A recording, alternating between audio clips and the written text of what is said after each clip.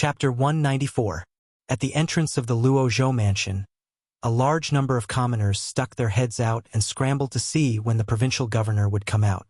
Yesterday, they heard that the emperor was going to give out silver. How could this be?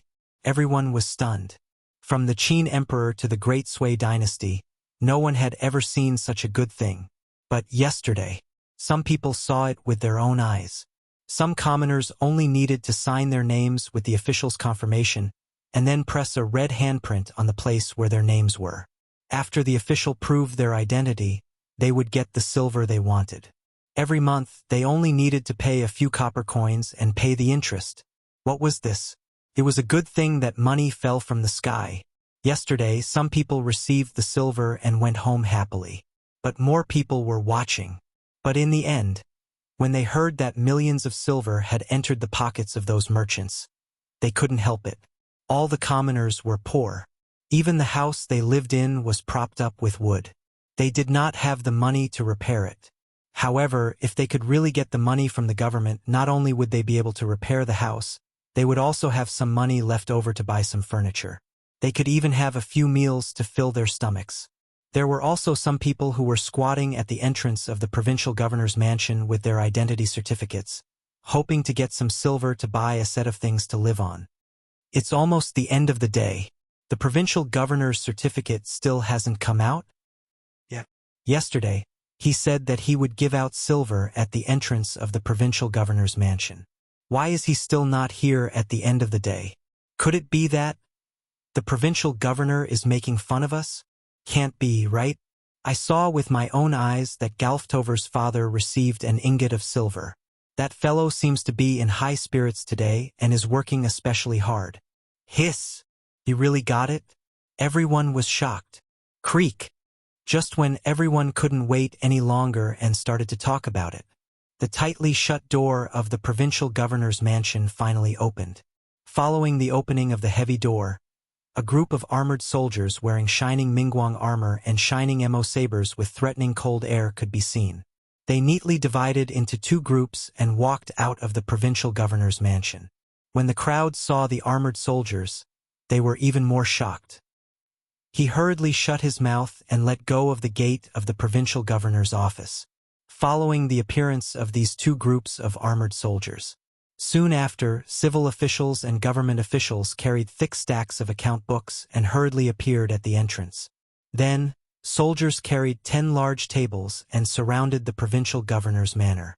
As for the officials and civil officials, they sat in front of these tables and spread out their brushes and ink. Until now, only then did the provincial governor appear in front of everyone. Behind him, boxes with seals were being carried out with great difficulty, placed in front of the provincial governor's office and opened. The dazzling silver ingots made everyone aghast. However, just at that moment, the two rows of soldiers also revealed twisted expressions. They pulled out their Modeo blades and coldly swept their gazes over the crowd. Wuxia first cupped his fists to the crowd and then said, "Today, the release of the silver ingots officially begins. But I still have a word of advice for everyone. This is the imperial family's silver ingots. The emperor empathizes with the people and gives you the capital to live a better life. If I find out who dares to squander the silver ingots in brothels, taverns, and gambling houses instead of using it for daily life, I will first punish him with 30 strokes of the cane, and then I will wait for the emperor to punish him. Today, I have 3 requests. Those who are addicted to gambling, alcoholics, and debauches, get out of my sight. If you are found by the officials, you all see these soldiers, right?" Wuxia pointed at the soldiers wearing Mingguang armor and said, "Once you are found, if you still dare to deceive me, first, ask this Mo saber if he is willing." Provincial governor, don't worry. We are all the people in this city. We all want to take some money back to live a better life. If anyone is a debauchee, let alone the provincial governor, we will not let him go. Yes, provincial governor, don't worry. This money, we will spend it wisely. Since it is the emperor's pity, how would we dare to use it carelessly? Members of the Zhang family, listen to this old man. Now listen to what the Lord has to say. What kind of money is this? This is the money that the emperor gave us to save our lives. Whoever dares to squander it will be punished according to the family rules. Patriarch, don't worry. Whoever dares to do this will be beaten to death. Beaten to death. Wei Wuxia heaved a sigh of relief. Looking at the agitated crowd, he waved his hand and said, "All rich families and merchants, stop issuing loans today. Don't ask. If you want to ask those people from yesterday. They all took the money away. If you want to blame someone, blame them. F***ck his mother. Lao Tzu is still waiting to borrow some money to buy goods. Damn it, provincial governor, they are rich to begin with. Why are they doing this? Provincial governor.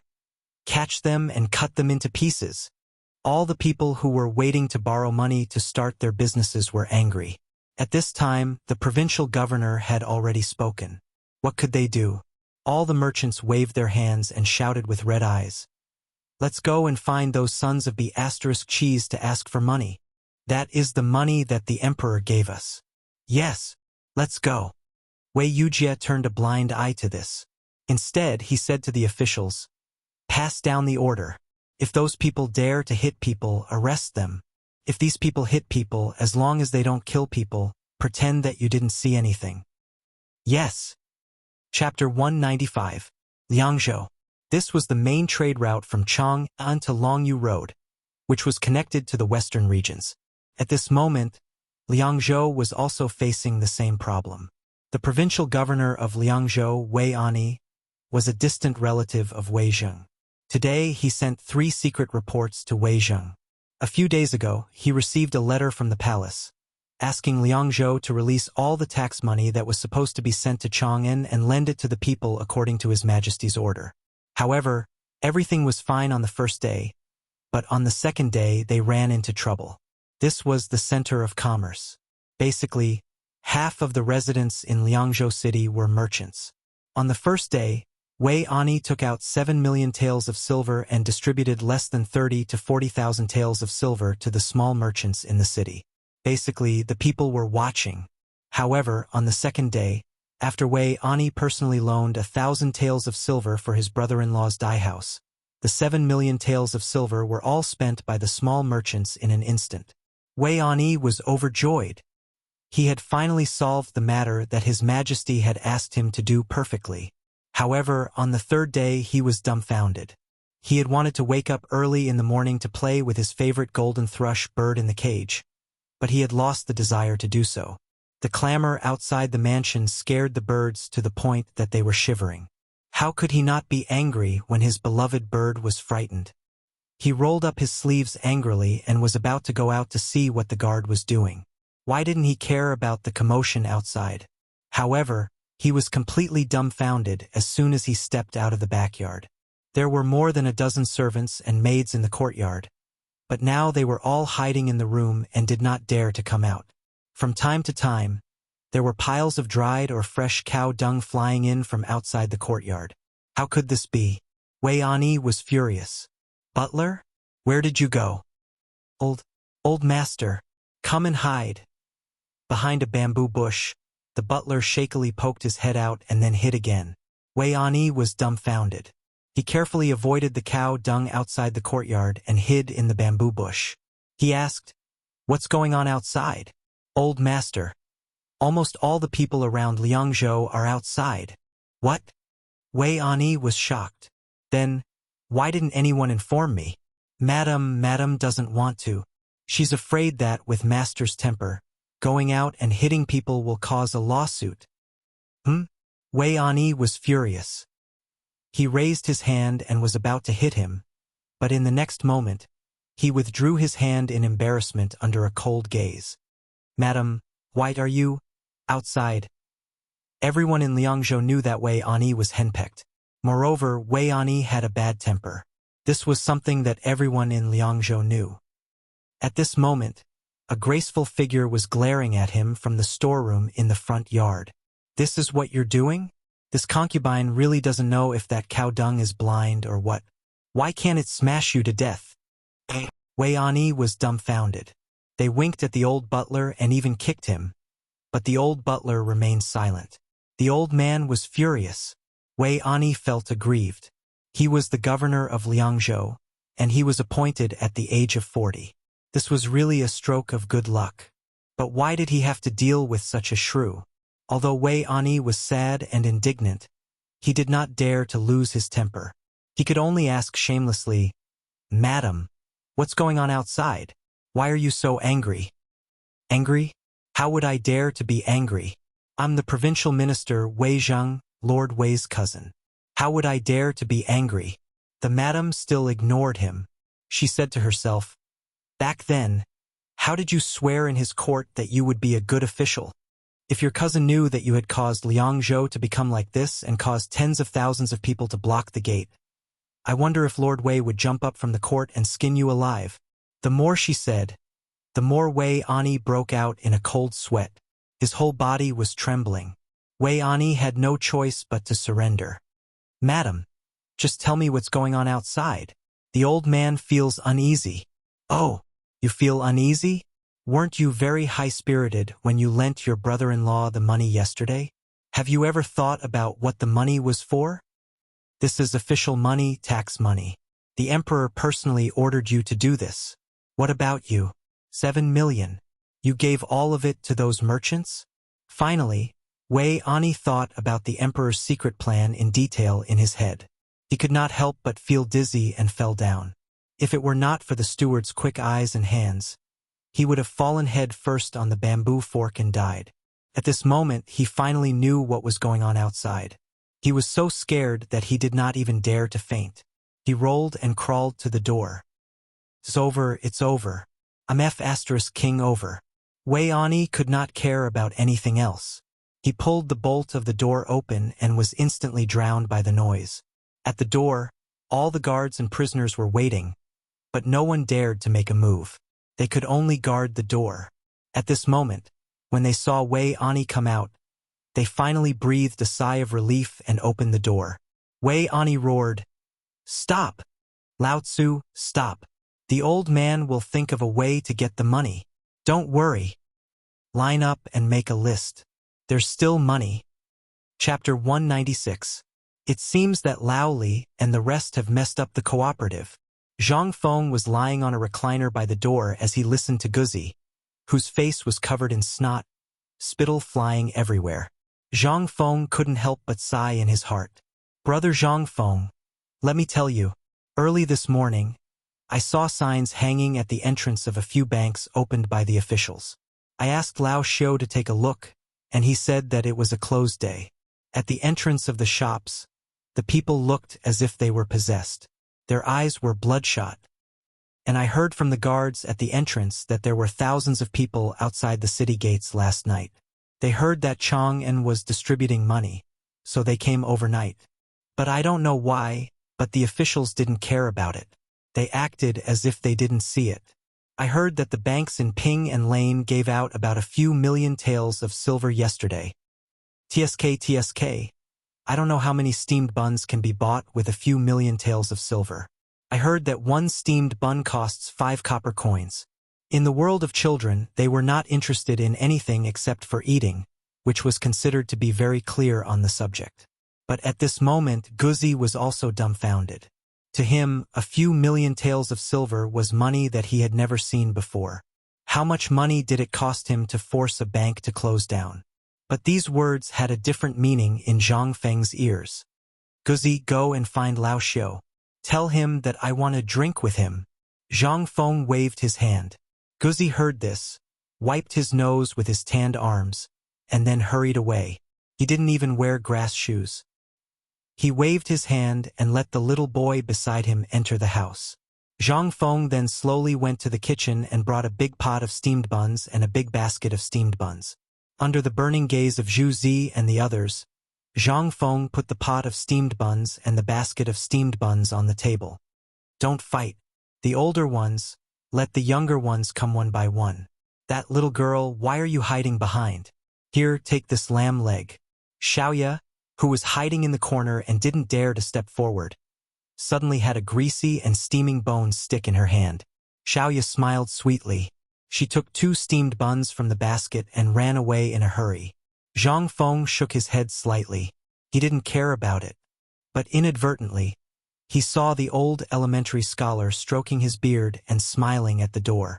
Behind him, he stared at Zhu Zhu, who was holding a large piece of meat and eating it with relish. Zhu Zhu's eyes flashed with a fierce light. "Come on, dog, there's a big pot on the stove. Bring it up and let's eat together." "All right." Hearing this, Gozi ran away with a smile on his face. "Ha ha ha. Brother Zhangfeng, you're really... This old man thinks that he's well-read, but this old man admires your actions. If there were more people like you in the world, then our Tang dynasty would not be afraid of being strong and prosperous. Where is the chaos of war in this world? That day will come." Zhang Feng smiled. Come, come. Old elementary scholar. Please sit. It's too boring to be alone, so I came to drink with you to relieve my boredom." "Damn Zhu Zhu's father. I can't drink with him. That guy was born to be a slave. And old he, too. He always wants to find a wife for me. Sigh, you're still the best." Zhang Feng sighed. He took a jar of wine from the counter and 2 wine cups and sat opposite the old elementary scholar. The old elementary scholar looked at Gozi, who was holding a big pot of meat and eating it with his head lowered. He chided with a smile. "Eat slowly. No one is going to fight with you. Aren't you afraid of choking to death?" "Ha ha ha.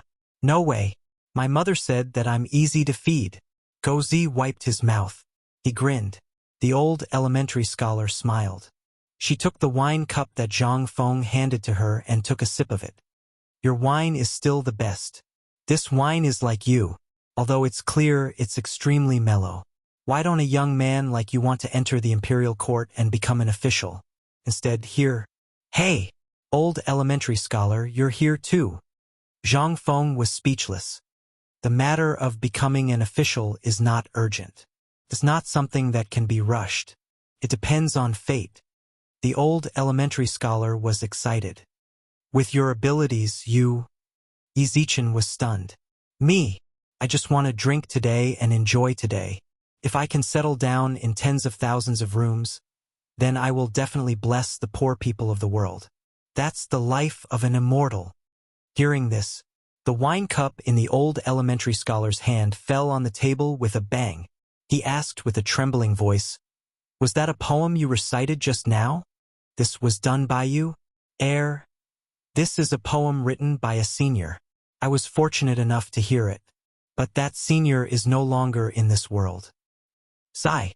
The old elementary scholar's eyes dimmed slightly. What a pity. To be able to recite such a good poem, he must be a great scholar. "Do you know the name of that person?" Zhang Feng shook his head. He could not say that the person who wrote this poem had not been born yet. Could he? Wouldn't that be sending the old elementary scholar away? Zhang Feng shook his head and said, "Old elementary scholar, let me ask you, do you know what happened on the street?" "Yes." The old elementary scholar's wrinkled face was filled with seriousness. "This matter has been spread all over the neighborhood. I also went to take a look." Zhang Feng heard this and asked, "What do you think of this matter? What do you think?" The old elementary scholar shook his head slightly. A failure, a complete failure. Chapter 197. I'd love to hear the details. Could be said that Zhang Feng had racked his brains for this matter. He had only thought of the perfection of this matter, but he had forgotten that this was the feudal era. At this time, Lao Li and the others were not here, so he could only ask the old scholar, hoping to see the epitome of this era from the old scholar. After all, the old scholar was the representative of this era, the feudal ideology. In his opinion, it was decadent and stubborn. This matter has to be explained from the top. The old scholar made a fist salute. Although he didn't say it explicitly, Zhang Feng knew that he was talking about the emperor. I don't know where the current emperor came up with this idea. Look, it's a brilliant move.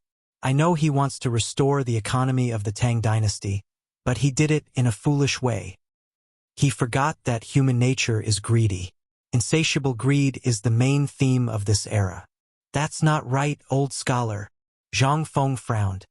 Look at how simple and honest the neighbors are. Even if someone loses a shoe, they can find it the next day. How can such simple people be insatiable? Ha ha ha. The old scholar chuckled coldly. His laughter made Zhang Feng shudder. Of course you'll think they're simple. That's because they're all the same, poor. If you put a pot of this in the midst of the poor, try it just like. Look at them, you understand, don't you? The old scholar pointed at the children who were fighting for food. Were they so friendly and harmonious when they didn't have this pot of food? But this thing is rare, and they all dream of eating it. Now you think you're helping them, but you don't know that you're actually harming them. Zhang Feng was dumbfounded. How could this be harming them? The old scholar waved his hand, motioning Zhang Feng not to worry. Then he said slowly, I'm not saying that your approach is wrong. On the contrary, you're doing the right thing. Just like that person, your starting point is right. You all want to help the people around you as much as you can, but you have to remember one thing. They're used to being poor. Now, if you give them a piece of meat, they won't forget the taste of meat. On the contrary, when they see the food at home, they can't help but think of your food. They'll do everything they can to win your favor, just to eat your food. Zhang Feng frowned slightly. Was this the bad habit of feudalism? The old scholar continued. Actually, it's not their fault. Who asked them to be poor and can't afford to eat meat? Your original intention was to let them satisfy their cravings, and at the same time, let them get some benefits. But you didn't know that under the beautiful dream of sleeping together, there is a filth that can't be hidden. Think about it. When the day comes when you no longer give them meat to eat, what will they do? When you're sick and bedridden one day, they'll even climb onto your stove to steal food. You're spoiling a child and making him go astray. You're making him take a big step on the path of stealing, or even stealing guns. It can't be that serious, right? At first, Zhang Feng agreed and listened carefully. But after a while, the tone of the old elementary scholar's voice changed. He could tell that the old elementary scholar was looking down on these children. That's not right. You're saying that you're a scholar. Although you've read a lot of books, you've forgotten your roots? However, Zhang Feng was silent. Because this was the Tang dynasty, the most prosperous era of feudalism. Everyone valued their status more than their lives. Many people, in order to get rid of their status as slaves, would work hard for generations to do so. They just wanted to get rid of their status as slaves one day, so that their descendants could straighten their backs and be upright people. However, some people were born with a disdain for slaves that came from their bones. However, they had forgotten the meaning of Cao Ji's poem. Born from the same root, why are we so anxious to destroy each other? Zhang Feng sighed and recited the poem. The old scholar was unmoved. Instead, he tried to persuade Zhang Feng. Fengzi, I know you're ambitious and you want to change, but it's easier said than done. Just like what I said just now, I know you know the meaning of my words. You don't want to argue with me because I'm an old man. But if you understand it, you understand it. This is part of the composition of this era. No one can change the fact. Slaves and commoners. Everyone wants to make their household register noble. They are working hard. If one day, the emperor suddenly announces that he is going to distribute the wealth and everyone can get a sum of money, do you think it is fair? Will anyone object? This is going to kill people. The old scholar said it very ambiguously. However, Zhang Feng understood what he meant. This was the tragedy of this era. He forgot this point. In this era of strict hierarchy, if you want everyone to be equal, what is that? That's courting death. I understand, old scholar, thank you. Chapter 198. Zhang Feng fell silent. At this moment, he finally knew where his plan had gone wrong. In this era, there was no one who could accept this set of theories of his. If he forced it, it would only make things worse. No matter how rich the emperor was, it would all go into other people's pockets. How much would the commoners get? Even if they got it, what would they do? In the past few days, he had learned a lot from the dog and the rest. 10 taels of silver. They had to repair their houses, buy clothes, make a set of tools to eat, fill the food tanks at home with food, and even return the high-interest money that they had borrowed from their employers. Perhaps he would buy an animal or marry a wife. In this way, was there still a surplus of 10 taels of silver? No more. Moreover, at this moment, they were only at the beginning stage of reaching the standard of living, But at this moment, they had to face the problem of returning the money. Although they were motivated and had stimulated their spending, this was simply not the case. In the short term, nothing could be seen, but in the long run, the commoners would have to bear even more burdens. This was the root of the evil in this era. The endless repayment of money would make a person numb. Then, from the motivated actions, they would become numb and depressed. Then, they would return to their previous state. And at that time, their lives would be even more difficult and strained. Initially, Zhang Feng wanted to revive the economy and make the people more motivated. But now, it seemed that he had no choice. Haha, he had thought too much. And in this way, how could the government take back the money? He had thought too much. Zhang Feng could not help but want to slap himself. He finally understood why the old scholar said that this was not helping people but harming them.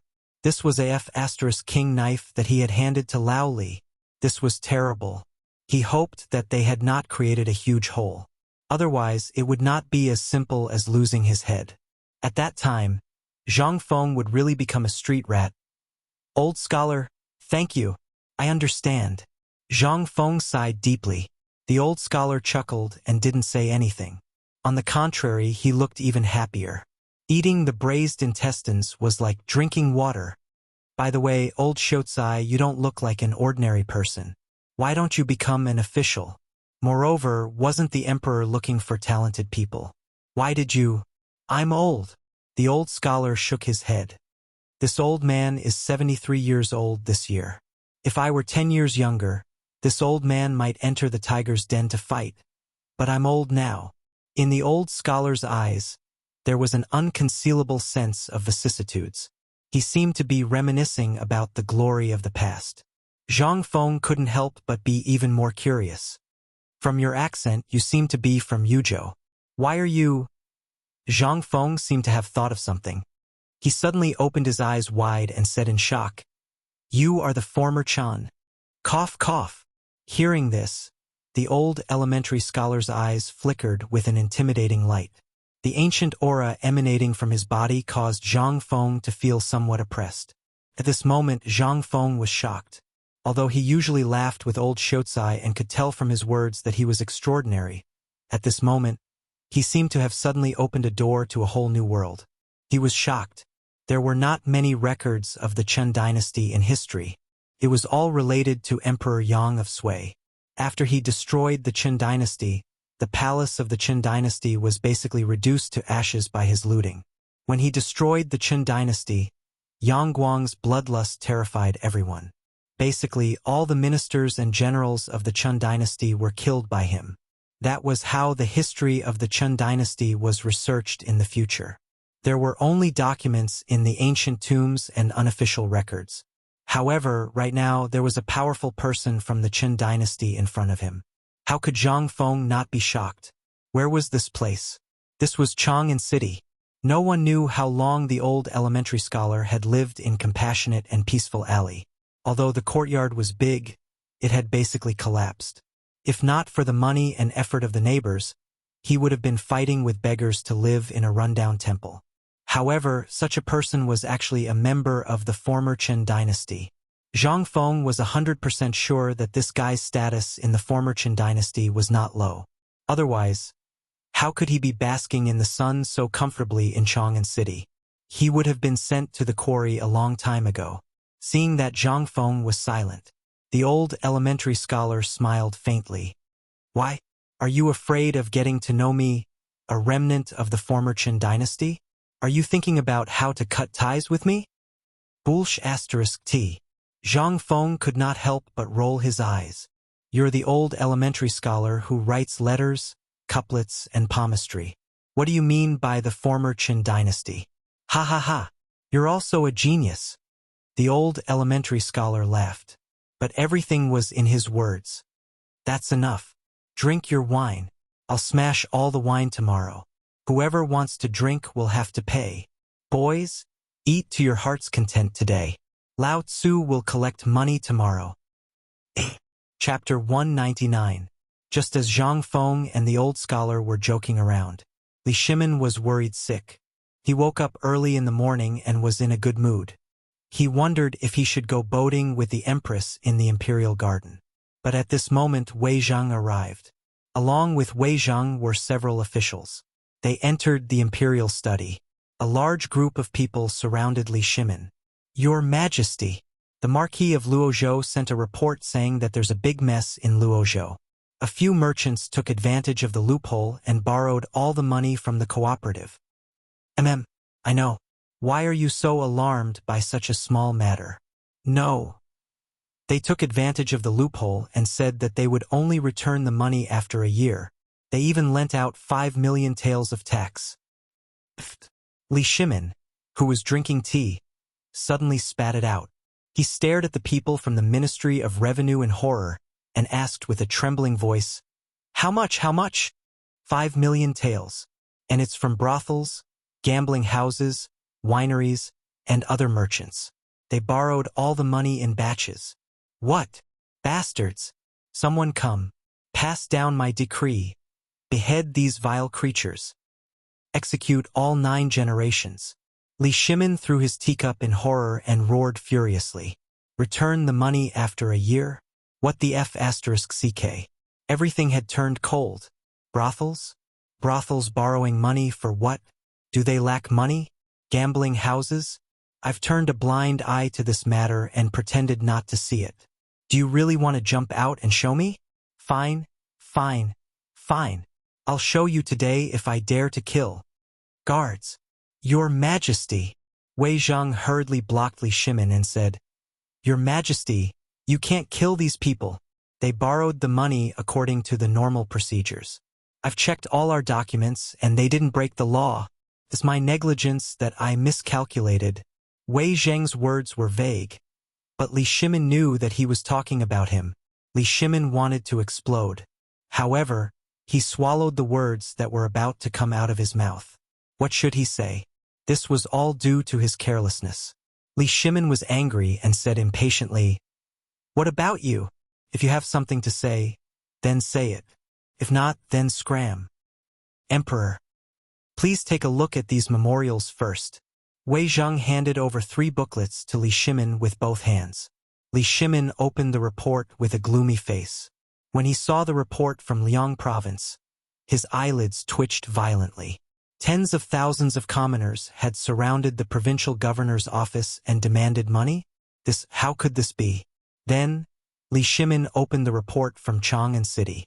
Although there was no encirclement, several pawnshops opened by the royal family were forced to close down.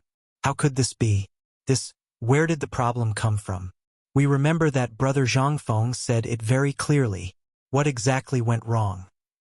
Li Shimin's heart ached at the thought of so much money going down the drain. It hurt so much that he twitched. Prime Minister Wei, what's going on? Why did this happen? Li Shimin's expression was extremely ugly. Now, in the imperial study, no one dared to breathe loudly, but they didn't go out either. They just refused to leave. It was as if they would squat here for the rest of their lives if they didn't give an explanation. This made Li Shimin even more embarrassed. You said to kick them out. They weren't wrong in this matter. Li Shimin couldn't help but point the finger at Wei Zhang. Right? It was all Wei Zhang's fault. He didn't do a good job. Wei Zhang seemed to have sensed Li Shimin's intention. His eyelids twitched violently, and he hurriedly said, Your Majesty, Lord Zhangsun and I have discussed this matter carefully. No one is wrong in this matter. So you mean that I was wrong? Li Shimin was unhappy. Wei Zhang, if you don't give us a satisfactory answer today, we will exterminate your entire family. All of you leave us. We will discuss this matter with Prime Minister Wei once we have reached a conclusion. Also, immediately send word to the various regions to put this matter on hold. Yes. Once everyone had left, Li Shimin asked, How did this matter end up like this? I'm not sure, but I've read through our documents carefully. There's nothing wrong with them. Your Majesty, you've seen it too. From Marquis Ho's point of view, he thinks that there's a problem at the root. Oh? What does Ho Junji mean? Li Shimin's eyes widened. Marquis Ho said that we forgot one thing from the beginning, and that is the restrictions on the household registration of the people, and there are no rules on who can borrow and who can't. Furthermore, There are no clear rules on the arbitrary nature of repayment. So, this old subject carefully studied the documents and discovered a flaw. It was written on the last page of the document. Li Shimin hurriedly flipped through the documents on the table and began to carefully read them. He really did see a problem at a time like this. On the last page it was written as follows. If the amount of silver exceeds 1 million, the repayment date will be reduced to 1 year. Just this one rule had allowed so many people to take advantage of it. This made Li Shimin have the urge to vomit blood. 1 year, tens of millions of silver. Gone just like that? How does Prime Minister Wei think this matter should be resolved? This? Wei Zheng had asked. Wei Zheng couldn't help but begin to shift the blame. Your Majesty, the person who tied the bell needs to untie it. This old subject believes that it is time to leave the palace. Oh! Chapter 200. Then what are you waiting for? Hurry up and accompany me out of the palace. Your Majesty, then what should we do outside? Everyone is waiting outside. Moreover, several big banks in Chang and city have been scared out of their wits after learning about this situation. If we don't solve this problem, it will cause panic. Li Shimin thought for a moment. He waved his hand and asked Xiao Gizi to change his clothes. Then he said, send a message to the Ministry of Revenue to restore order in Chang'an City as soon as possible. Tell them that the banks will be open as usual tomorrow morning. Moreover, this matter must be reported by someone. The government must not intervene. Strictly guard against Honglu Temple. If there are any suspicious people, arrest them. Yes. After that, Wei Zheng hurried out to settle the matter outside. Li Shimin, Xiao Gizi, and Wei Shuyu, who had been waiting outside for a long time, hurried into the depths of the harem. After dealing with the matter at hand, Wei Zheng hurried to Li Shimin's place to meet Li Shimin.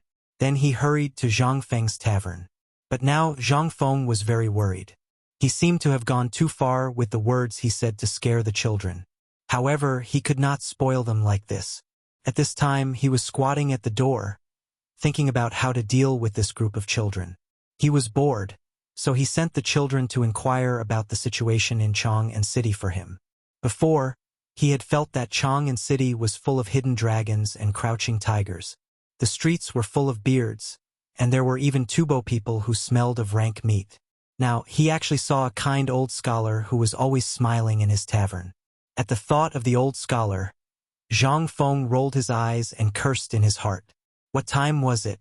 It was the Jingguan period of the Tang dynasty. Who the F***ck cares about your previous identity? Moreover, if Chang'an City wanted to investigate you, they would have found out long ago. Do you think that if you don't say anything, the people from the Ministry of Justice and the Ministry of Revenue won't dig into your background? Was there a need to be so secretive? Isn't he just a descendant of a great Confucian scholar from the former Chen? Do you think that the imperial court doesn't know about such a trivial matter? Are they stupid enough to let an old man like you wander around blindly under their noses? Do you think they're stupid? Truly, rotten wood cannot be carved. After cursing in his heart for a while, Zhang Feng's expression became serious again. The matter of the cooperative was a big deal. As for those kids, he didn't have a headache for the time being. He was just afraid that more and more of them would gather, and that would be troublesome. Fortunately, it seemed that the commoners were rather shy. Other than Go Zi and a few others, if anyone saw their children running to the tavern, they would break their family's legs. There was no other reason. He was just afraid that they wouldn't be able to repay this favor. The people of the Tang dynasty, especially the people from Guanzhong, valued favors. If they took advantage of a little, they would keep it in their hearts for the rest of their lives. They would always think about when they could repay the favor so that they could stand up straighter. However, they wouldn't be able to repay Zhang Feng's favor. That was too much. That wasn't it. After the group of children and the old scholar left, Zhuzi's father and old he, who Zhang Feng didn't allow to set up a stall, plunged into Qinling Mountain and tinkered with a big wild boar. This was a big deal. After dealing with the investigation of the officials and the taxes, the two of them carried 2 slices of pig hind leg meat and threw it into Zhang Feng's tavern without any explanation. At this time, the 2 slices of bloody hind leg meat were on the table in the tavern. Zhang Feng was so worried that he didn't know what to do. On such a hot day, you want to braise it and give it to Zhu Zi and the others? How could you give it to them? When he thought about it, he was thinking too far ahead. Zhang Feng sighed, got up, and went into the tavern. He looked at the pork and rubbed his stomach. He couldn't help but have an idea. He took out his self-made barbecue rack and started to grill the meat in the tavern. Since he had nothing to do, he decided to fiddle with the food to calm himself down and think about what had happened recently. Just as Zhang Feng prepared the dogwood, pepper, and salt, and cut the meat into palm-sized slices, Li Shimin and Wei Zhang came in. As soon as they entered the tavern, their eyes lit up. Yo! Looks like I came at the right time. Zhang Feng, who was grilling meat, was stunned when he heard the voice. He slowly raised his head and saw Li Shimin looking at him with a smile. Yo! Old Li, King thought you were in jail. Why are you here? Li Shimin's face darkened when he heard that. So, you can't wait for me to go to jail, can you? Zhang Feng laughed. So good. What I want to say is that you're finally here. Lao Li, if you didn't come, I was going to hold up your portrait and put up posters all over Chang'an City. Li Shimin was shocked when he heard that. If the posters were to be put up, what would happen? He hurriedly asked, Are you in trouble? Do you need a bodyguard? When Zhang Feng heard that, he glanced at Li Shimin with disdain. So, you want to send your son who knows martial arts to be my bodyguard? Chapter 201. Li Shimin could not help but drool as he watched Zhang Feng cook the barbecue. The spiciness of dogwood made him salivate. However, he was not immersed in the delicious food. He asked, Who else wants to be your bodyguard? Who else can it be? Old son, of course. He's been beating around the bush several times. He wants to send his precious son here. I'm not stupid. Why would I look for trouble? Old son. Li Shimin glanced at Wei Zhang. The threat in his eyes was strong. However, Wei Zhang did not seem to see it. He only stared at the barbecue and drooled. He was almost squatting on the ground and waiting. It's okay. I'll talk to him later. However, I think if you need a bodyguard, just tell me. Besides, isn't this small tavern of yours a little too? Okay, I'll tell you when I think about it. Come, try the barbecue this time. See if there's any difference. Zhang Feng had spent a lot of effort to find all the spices, especially the substitute for chili. In the era of China, there was no such thing as chili. Everyone liked pepper and wild pepper. As for dogwood, which could replace pepper, very few people used it. However, ever since Zhang Feng found cinnamon and other spices by chance in the medicinal shop, he was happy. He could finally find a trace of modern life in the Tang dynasty. Li Shimin was also interested. The barbecue he had eaten before was delicious, but it was all pork and mutton. However, this time, looking at the big fan of meat on the table, it turned out to be wild boar.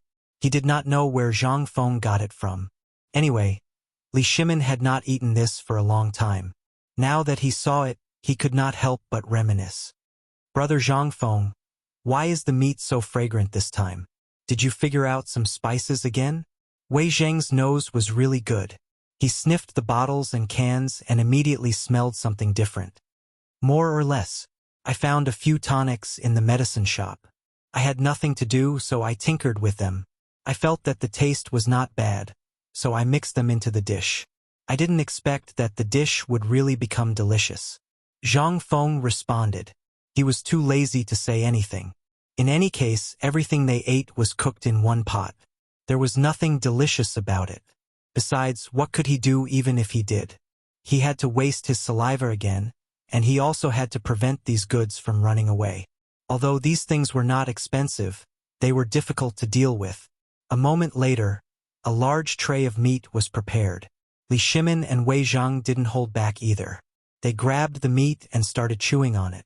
While eating, Li Shimin asked excitedly, I didn't expect you to be doing so well in this alley. I'm all right. But Lao Li, it seems like you're really fine.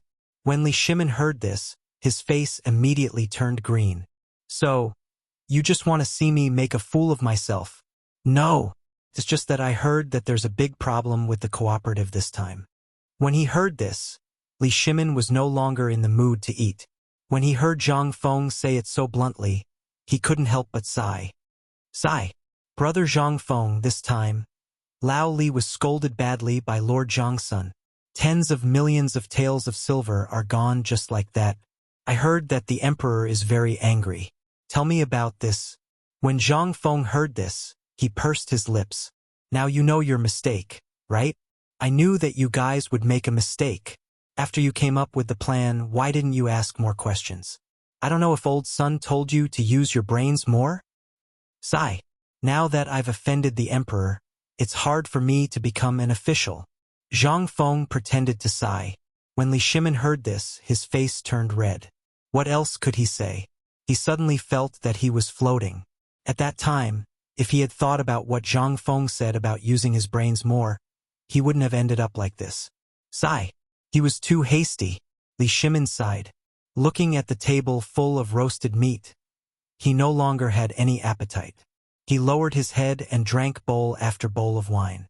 Wei Zhang was the same at this time, but he didn't drink. Lao Li, could it be that you're also involved in this matter? It was more than just being greedy. Li Shimin nodded heavily. Yes, I basically threw in all my spare money, and so did they. Li Shimin pointed at Wei Zhang. Zhang Feng couldn't help but roll his eyes. You deserve it. Why don't you think that I don't know that you businessmen shouldn't borrow money recklessly? If you had thought more, you wouldn't have done the same as those Huang Zhuang. Now, the emperor's private bank has been forced to close, and the emperor is being laughed at. You can just wait to be beaten. When he heard this, Li Shimin's eyes twitched violently. He had forgotten that the Turks and Tubo people were causing trouble now. What should he do now? It wasn't easy to come up with a solution to deal with this crisis. If he ruined it just like that, wouldn't they laugh at him? Brother Zhang Feng, you're also involved in this matter. I invested a share in your name, so don't think that you're innocent. You have to think of a way. Hey! When Zhang Feng heard this, he instantly exploded. Good for you, Old Li. You really know how to use things on the spot. You've caused me so much trouble. Chapter 202. This was King Unbearable. Zhang Feng was going crazy in his heart. He knew that Lao Li and the others had good intentions. From the water wheel incident last time, he could see that they also wanted him to make more money and get in touch with that layer of relationship. But this time, it was different. Li Shimin did not expect Zhang Feng to have such a big reaction. He hurriedly pressed him down on the chair and put his arm around his shoulder, saying, Brother, good brother, don't worry. I also know that with your talent, you will definitely enter the palace in the future. We have taken so many benefits from you, and we feel guilty in our hearts. So we thought about letting you be in the limelight for the first time. At least Zhangsun Wuji and the emperor will remember your name. This way, no matter what you do in the future, it will be good for you. We don't want anything to go wrong. But now that something has gone wrong, we don't want it to go wrong either. Don't worry. As brothers, we still have this. Don't be afraid. When the time comes, if this thing goes wrong, I, Lao Li, will take care of it for you. Zhang Feng heard this and felt a little better. Good brother. Actually, there is still a way to solve this matter. Oh, is that true? Really? We are brothers. Since I can say this out loud today, do you think that I, Zhang Feng, have no way to solve it? Zhang Feng was infinitely pretentious. He looked at Li Shimin contemptuously and said, Actually, you have made a big mistake, but actually, you are not wrong in this matter. Li Shimin and Wei Zhang scratched their heads in confusion and stared at Zhang Feng like curious babies. What do you mean we are wrong? What do you mean we are not wrong? You should be clearer. What the F***ck do I know what you are talking about? Li Shimin was almost driven crazy by Zhang Feng. Yet, this guy was still leisurely eating barbecued meat right now. Li Shimin couldn't wait to pick up the big brush full of peppercorns and ruthlessly draw a line on Zhang Feng's face. He was too King despicable. Alright, I say, that's enough, right? Zhang Feng was finally defeated by Li Shimin and Wei Zhang's resentful eyes. He slowly said, Actually, you did the right thing. Do you still remember Long Yu Dao's advertisement about the locust eggs? You mean, Li Shimin seemed to have understood something. He had learned his lesson and immediately asked, "You're talking about using the method of creating public opinion to spread this matter? But if I do this, won't I still not be able to recoup my capital? Moreover, the matter had not been resolved yet. What kind of method is this?" "That's right, Brother Zhang Feng. What you're doing won't help us in the slightest." Wei Zheng also asked. This matter was already like this. Why would they let it spread? Wouldn't that mean that the Tang dynasty would be in chaos? Not only that, how would they deal with the conspiracy of the Turks? Wasn't this a joke? "You're really?" Zhang Feng said speechlessly. "I don't even know what to say to you. You're losing money because your business is not big enough. If I didn't know you well, who would believe that you're doing business?" "You're doing business? Tell me honestly, what do you do? He doesn't look like he's cut out for business." Zhang Feng spread his hands. He looked at Li Shimin and Wei Zheng. Seeing the embarrassed look on their faces, he said, "Actually, I really think that you're not doing business. You're doing good deeds. I really don't understand. How can you do business in Chang'an City like this?" "Ahem, Brother Zhang Feng, tell us about it. We've never come into contact with this kind of thing." Li Shimin touched his nose and said. Zhang Feng glared at him. "Then why are you still saying such things? How can you even say such things? So you really don't want the money, do you? What I'm trying to say is that everything you're doing right now is actually to promote this matter." "Now, enough publicity." "What do you mean?" Li Shimin's eyes lit up. He knew that Zhang Feng was about to get to the point, so he asked hurriedly, "Actually, you don't have to worry about this matter. I think that before tomorrow, the storm of this cooperative will be suppressed by His Majesty. Think about it. His Majesty must know about this, and the money is spent on him. Now the Tubo, Turks, and others are staring at him. Do you think His Majesty won't be anxious?" "I'm very anxious." "Who said I'm not anxious? Just tell me, what should we do about this matter?" Li Shimin urged. Zhang Feng clinked his wine bowl, and Wei Zheng tactfully filled it for him. Zhang Feng sipped his wine slowly and said, "The best thing to do now is to wait." "Wait? This matter can wait?" Li Shimin and Wei Zheng exclaimed hurriedly. Zhang Feng waved his hand, motioning them to sit down. Then he said mysteriously, "To be frank, if I were His Majesty, I wouldn't care about this matter now. Let this matter brew for 3 more days." "Let this matter brew for 3 more days? Brother Zhang Feng, are you crazy?" Chapter 203. Otherwise, how could he say such a thing? Let this matter fester for a few more days? This day, even 2 hours, couldn't wait. In this case, then the Turks would jump out thinking of this. Li Shimin and Wei Zheng couldn't help but look at each other in horror.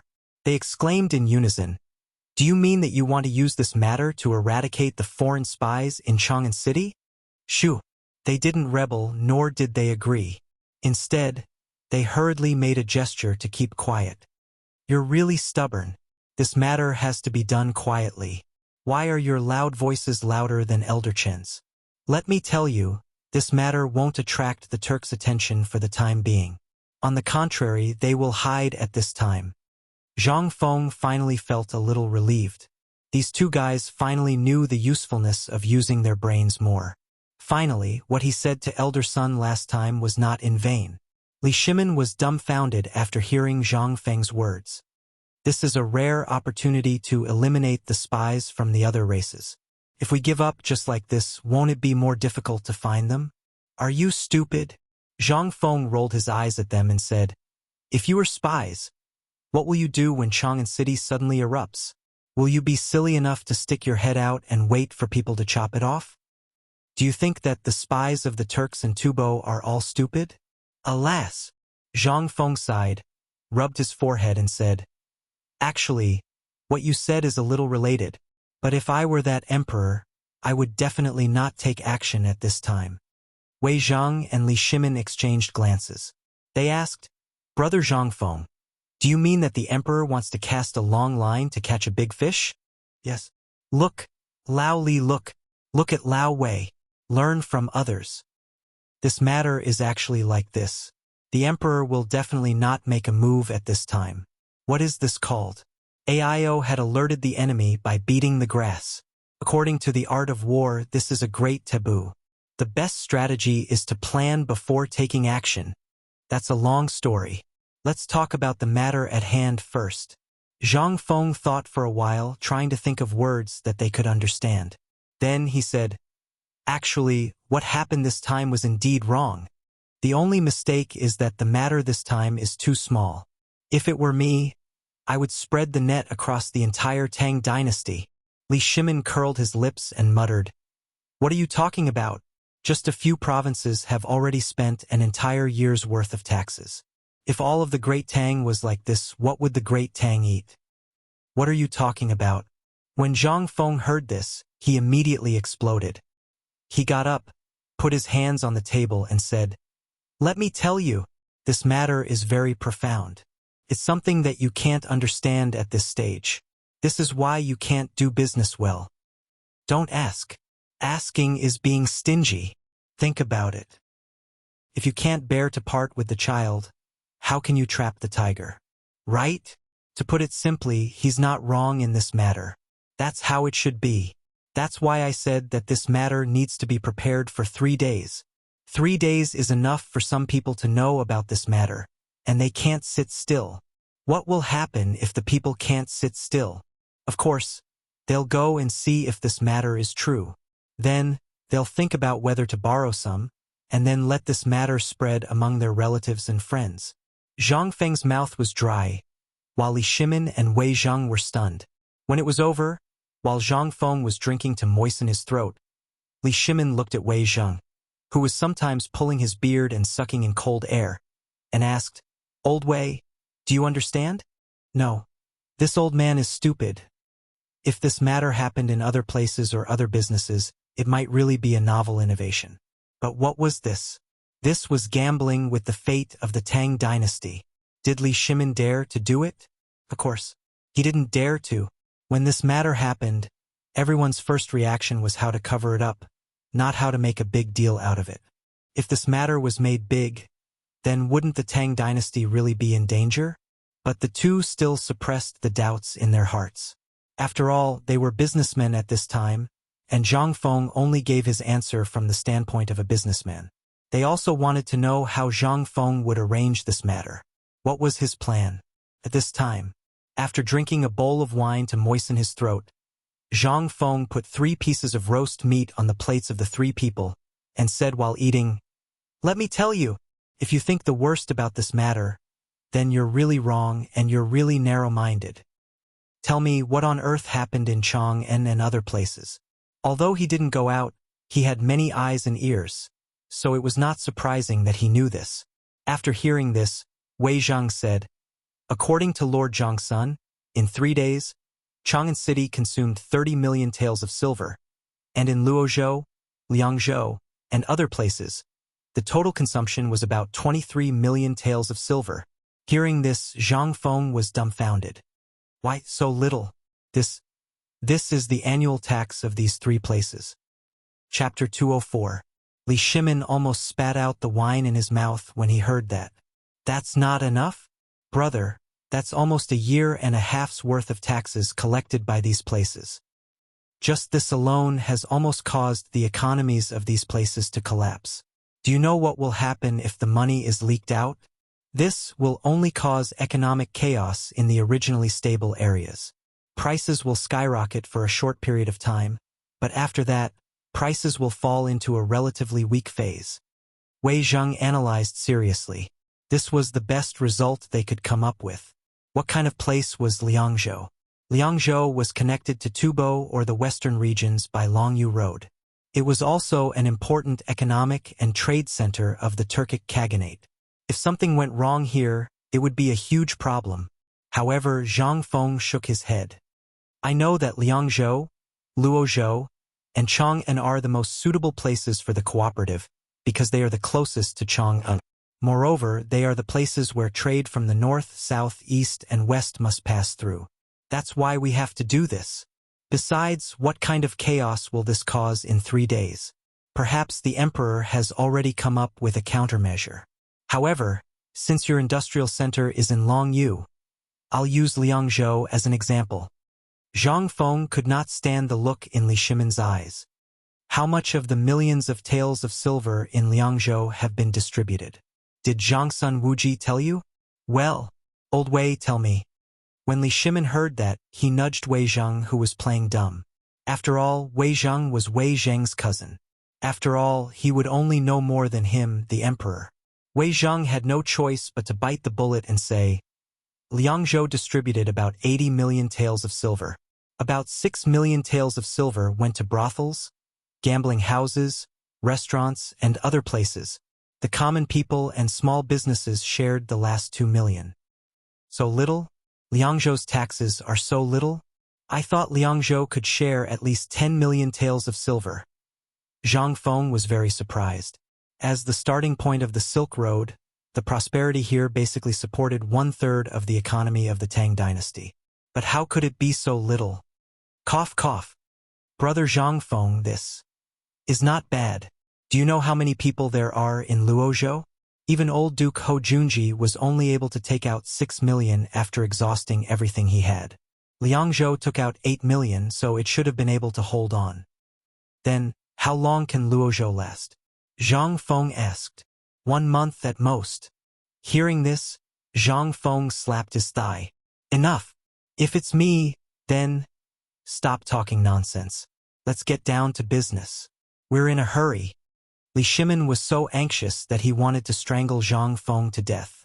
As for this guy, it was as if he hadn't said anything at all. How could this not make Li Shimen roar in his heart? I want to strangle you. Cough, cough. Fine. Seeing Li Shimen so anxious that his eyes had turned red, Zhang Feng couldn't help but feel puzzled. What's this guy so anxious about? Even the emperor isn't anxious, so what's a small merchant like you getting anxious about? Your little business in Longyu province is probably only as big as a butt, right? Zhang Feng seriously suspected that this guy might have revealed everything. Otherwise, why would he be so anxious? Fine. Since Lao Li can't wait, then let's talk about the benefits of this matter. First, let's see why I'm saying this. All of you can put your hearts into your stomachs. Since I'm saying this, it's clear that the hermit has a brilliant plan to solve this matter. First, of the 8 million taels of silver in Liangzhou, more than half of it went into the pockets of the brothels, right? If you, old Li, were the emperor, what would you do for us? If it were me, I would get the silver back. Li Shimen seriously thought for a moment before replying. Wrong. If that's the case, wouldn't you be breaking your promise to the world? Then what should I do? I can't just let them take advantage of me like this, right? They didn't take advantage of me for nothing? Zhang Feng scratched his head and said, Who said that they took the money for nothing? Do you think it's that easy to take the money from the government? Then, what do you think we should do? Li Shimen spread his hands. He didn't care anymore. Zhang Feng heard this and shrugged. It's easy to take the money, but he has to spend it. Think about it, if you get so much silver for nothing, do you have to pay taxes? If you get so much money for nothing, do you have to spend it? Do you have to renovate the brothels? Do you have to recruit Hu Ji? Do you have to get in touch with the government again? Tell me. When did Zhangsun Wuji decide to return the money? Zhang Feng asked. Wei Zheng hurriedly said, 1 year later, 1 year later. I'll pay you back in 10 years. What? Which idiot decided on this? Was it the Ministry of Works? Or someone else? That's AF * King Idiot. When Wei Zheng heard this, he stole a glance at Li Shimen, whose face was alternating between red and green. He hurriedly looked down at his nose and said nothing. Li Shimen clenched his fists so tightly that his knuckles cracked. I have something to say, but I don't know if I should say it. I want to strangle you. Chapter 205. Li Shimen wanted to point at his own nose, grab Zhang Feng's collar and say, This idiot is me. But after thinking for a while, he still wanted to be thick-skinned. If he told others about this, he would probably be laughed at for the rest of his life. Fine. You're awesome. You're showing off. After you enter the palace, I'll play you to death. Brother. Ahem. Brother Zhang Feng, you're too much. Wei Zheng coughed and then continued. Don't talk about it. Be careful of your head. Yo. Now you know that your head is more important. Zhang Feng looked at Wei Zhang with some curiosity. Why did you always like to inquire about it before? Now, okay, I'll talk about this loophole. Is there any way to make up for it? Li Shimin asked hurriedly. No. Zhang Feng shook his head. Li Shimin was disappointed. He said that he was awesome. Was there no way? But at this time, Zhang Feng said in a low voice, although I don't know who made up this loophole, but this matter, although it seems a little strange, he did do a good thing. Hearing this, Li Shimin's eyes suddenly lit up. Wasn't he talking about him? This time, it seems that all the money has flowed into the pockets of those merchants, and it's from places like gambling houses. But think about it, they will return it sooner or later. How? Will he be able to take out these things from the gambling house and bank after accepting the money? Li Shimin was puzzled. If you said that it was a brothel, there was a slight possibility.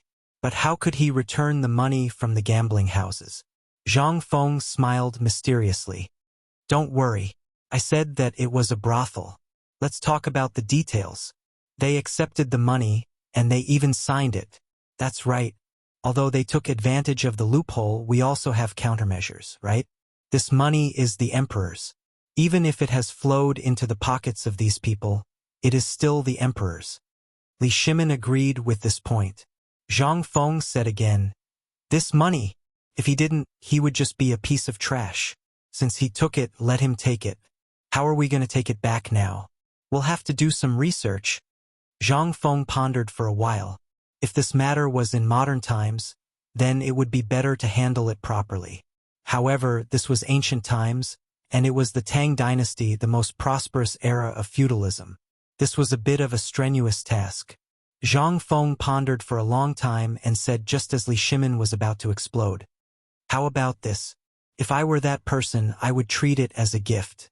But this gift has to be carefully chosen. Think about it. What would they do if they took the money? You know how to expand your business. Well, if that's the case, give him a rectification document. You want to open for business. Fine. Just you wait. Give him a year and a half. If he wants to open for business or secretly run it, Zhang Feng smiled slyly. Li Shimin, who was listening carefully and pondering, couldn't help but feel a chill run down his spine. I say, brother Zhang Feng, can't we stop being so flustered? You'll scare people to death like this. Okay. Zhang Feng smiled and toasted Li Shimin with a bowl of wine. Li Shimin then asked, if you do this, won't they not dare to spend the money even if they have it? They can't spend it? Won't they be anxious? They are anxious. Just wait for them to be anxious. Zhang Feng patted Li Shimin's shoulder and said, as long as they are anxious, then things will be easy to handle. You can ask them to fork out some money, and then you can open for business. Fork out money. Wei Zhang and Li Shimin heard this and couldn't help but speak in unison. Yes. Think about it, they borrowed 1 million yuan as a minimum, right? Then you can ask the provincial governor to do something about it. If they want to open for business, fine. Wait for the documents from the higher-ups. If they can't wait, then fork out money. From tens of thousands of taels to tens of thousands of taels. It's up to you. This way, won't you make up for the difference in price you lost? No. Wei Zhang was furious when he heard this. Brother Zhang Feng, you're helping the evildoer do evil. Think about it, this official is already a little vague. At this time, you're asking him to publicly use the messenger's authority. Aren't you harming others by doing this? You mustn't do this. Fine. Zhang Feng was speechless. Even the emperor isn't anxious, but you're a businessman. What are you anxious about? Listen to me first, okay? This is one of the methods. The second method is to restructure the business.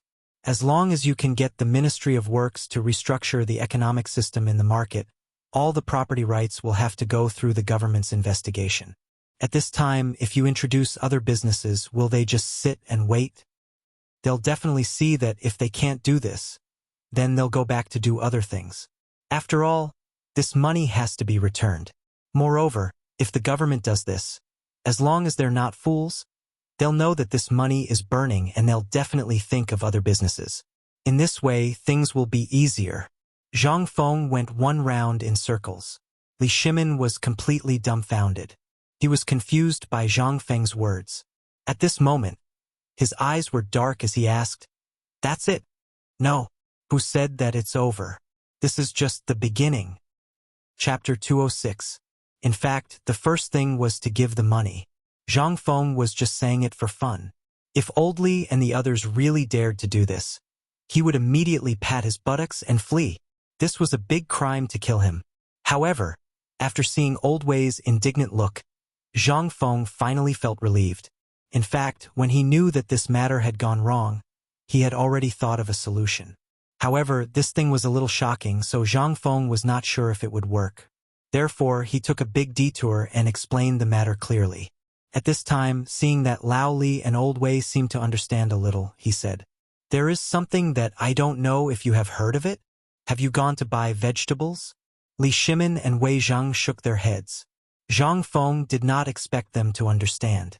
In this era, if a man went to buy vegetables, he would be laughed at. Then, he asked, "Have you gone to buy wine?" When you buy wine, if you are short of a penny, if it is a familiar shopkeeper, will he say to make up for it next time? "Yes, we have." Wei Zhang and Li Shimin nodded. "Then let me ask you again. When you do business, do you give money after receiving the goods? Or do you give some benefits when the goods are sold?" "Yes, we do." Li Shimin and Wei Zhang nodded again. They did not understand. This was something that every businessman would give. It was also called a gift. Are you thinking of using the business method to get all the money back? Wei Zhang asked doubtfully. "No. Am I, Zhang Feng, such an unscrupulous businessman? Am I that unscrupulous?" Zhang Feng pointed at his own nose. Li Shimin and Wei Zhang nodded seriously. This made Zhang Feng feel a headache. If he wasn't black-hearted, would he have created such a meticulous plan? This plan had now been quietly launched. It was fatal for the entire Tang dynasty and its surrounding countries. It meant that Zhang Feng's words had already firmly controlled the lifelines of these countries in the hands of the Tang dynasty. However, this was just the beginning, and the results had yet to be seen. Zhang Feng was a little speechless. In the end, he opened his mouth but didn't say anything. "All right, let's continue. Just pretend I didn't say anything. Okay?" Zhang Feng shrugged and said, "Actually, this is a small favor between merchants or acquaintances. For example, if you eat wontons for a month, even a small stall vendor will give you a few more wontons or a side dish. What is this? This is their subconscious, as if they want to hold on to these customers. What if we expand it 100 times? Let's take this matter from the merchants to the common people. These are all things in their subconscious minds. What do you think will happen?" Li Shimin was shocked. Wei Zhang's face couldn't help but suddenly freeze. Zhang Feng continued, "Think about it. Take my small tavern as an example." Zhang Feng pointed to the side dishes on the table and said, "If I reduce the dishes every time, and then give some side dishes to the customers after they come, do you think they will be grateful? Take the butcher who sells meat, for example. If you buy 3 caddies of meat, the butcher will give you a pig bone. Is this a way to win business? Take the grain shop, for example. If you buy 1 caddy of brown rice and after paying the bill you give him a handful of rice, what do you think will happen at that time? Yes, I know you will definitely say that it may be good if there are only 1 or 2 people, but if there are many people, won't the merchants lose money?" Li Shimin and Wei Zhang nodded thoughtfully. Zhang Feng shook his head and said, "No, you are wrong. Although it seems that there are some losses in this period of time, but this little loss is not enough for that rat to steal food. But this handful of rice, a side dish, and a pig bone, what is that? That's the foundation for his long-term business." The commoners, after receiving the favor, feel that the merchants have given them face. The honest commoners, next time when they buy rice, meat, or even go to the tavern, what will they do? They will still go to the same place that gave them a bargain. Why? That's because no one is greedy from the bottom of their bones. They only covet a little bit of kindness, but they've fallen into the trap of the merchants. At this time, Do you still think that the merchants are losing money? Zhang Feng smiled slightly and looked at the shocked faces of Li Shimin and Wei Zheng. He said again, "This is only one of the methods. The other method is to let the business of the merchant have repeat customers, and the people will always use this small favor as something to show off. They will flaunt it everywhere. This way, the merchant will have an endless stream of customers, right? And this is all because of this little favor. And this little favor is the first way to stimulate consumption. It is also to take advantage of the commoners' greed, so that their business will never have to worry about customers. It seems that there are losses in a short period of time, but compared to the commoners' discussion, that little loss. Haha. Li Shimin was shocked. Zhang Feng's words made his blood boil. He wanted to roll up his sleeves and be a merchant right now. However, at this time Wei Jing asked, "What does this have to do with the cooperative? No matter how I look at it, these two things are unrelated." Chapter 207. Although Zhang Feng was talking about a battle of words, did it have anything to do with solving the current crisis? Could it be that brother Zhang Feng was drunk? Otherwise, how could he not know about this? Li Shimin could not help but patiently advise Zhang Feng to give him a lecture. "Brother Zhang Feng, the current situation is that there is a crisis in Chang and Liangzhou, Luozhou, and other places. Now we have to think about how to remedy it and earn back the money. That is the key. Although what you said is good, it has nothing to do with the current situation, right?" "That's right, brother Zhang Feng. Think about it again. How should we deal with this matter? The gate of our mansion is blocked by people." Li Shimin and Wei Zheng's repeated bombardment did not make Zhang Feng have a trace of repentance. Instead, he waved his hand and pretended to be mysterious as he pinched his fingers. Seeing this, Li Shimin couldn't help but want to beat this guy to death. "I pinched my fingers to calculate." "Don't calculate. Say it," Li Shimin urged. Zhang Feng closed his eyes slightly and looked solemn as if he was really pinching his fingers to check. This made Li Shimin's head spin. Why was this guy so similar to that old faker Yuan Tiangang? But this action, this guy was deliberately mystifying things. "I pinched my fingers to calculate. This matter is still related." "Is it related?" "It has nothing to do with it." "I think it has nothing to do with it at all," Li Shimin roared. "Yes, it does. Think about it. What was the cause of this incident? Is it because of the cooperative? If so, it will be easy to deal with it." "How can it be easy to deal with it?" Wei Zhang signaled Li Shimin not to be anxious with his eyes, but even if his throat was hoarse, Li Shimin did not care about him. Instead, he was forced to drink several bowls of wine by Zhang Feng and dozed off at the table. Basically, only Li Shimin and Zhang Feng were sober at the table. Basically, Li Shimin did not drink much. How could he be in the mood to drink? Now he was almost worried to death. He could foresee the scene in the political announcement hall tomorrow morning. Zhang Feng didn't intend to tease him anymore. He said, "Everything happened at the same time. Think about it, if you borrowed millions of dollars from the government, and then the government asked you to close down for rectification, but didn't say when you would reopen, all your plans at this time would be put on hold, right?" Li nodded. "That's right. Then that's it. If you're burdened with so much money and you don't know what the government is planning to do, then at this time, if someone were to use the method I just mentioned to change their profession, or directly use the method I mentioned to do business, what do you think his voice would be like?" Li Shimin said with a frown, "If that's the case, some of the people have just received money, and they will definitely buy it. If there is a preferential policy at this time, I will definitely make the business more popular. But what is this coupon? Is it the benefit of the rice you said?" "Yes.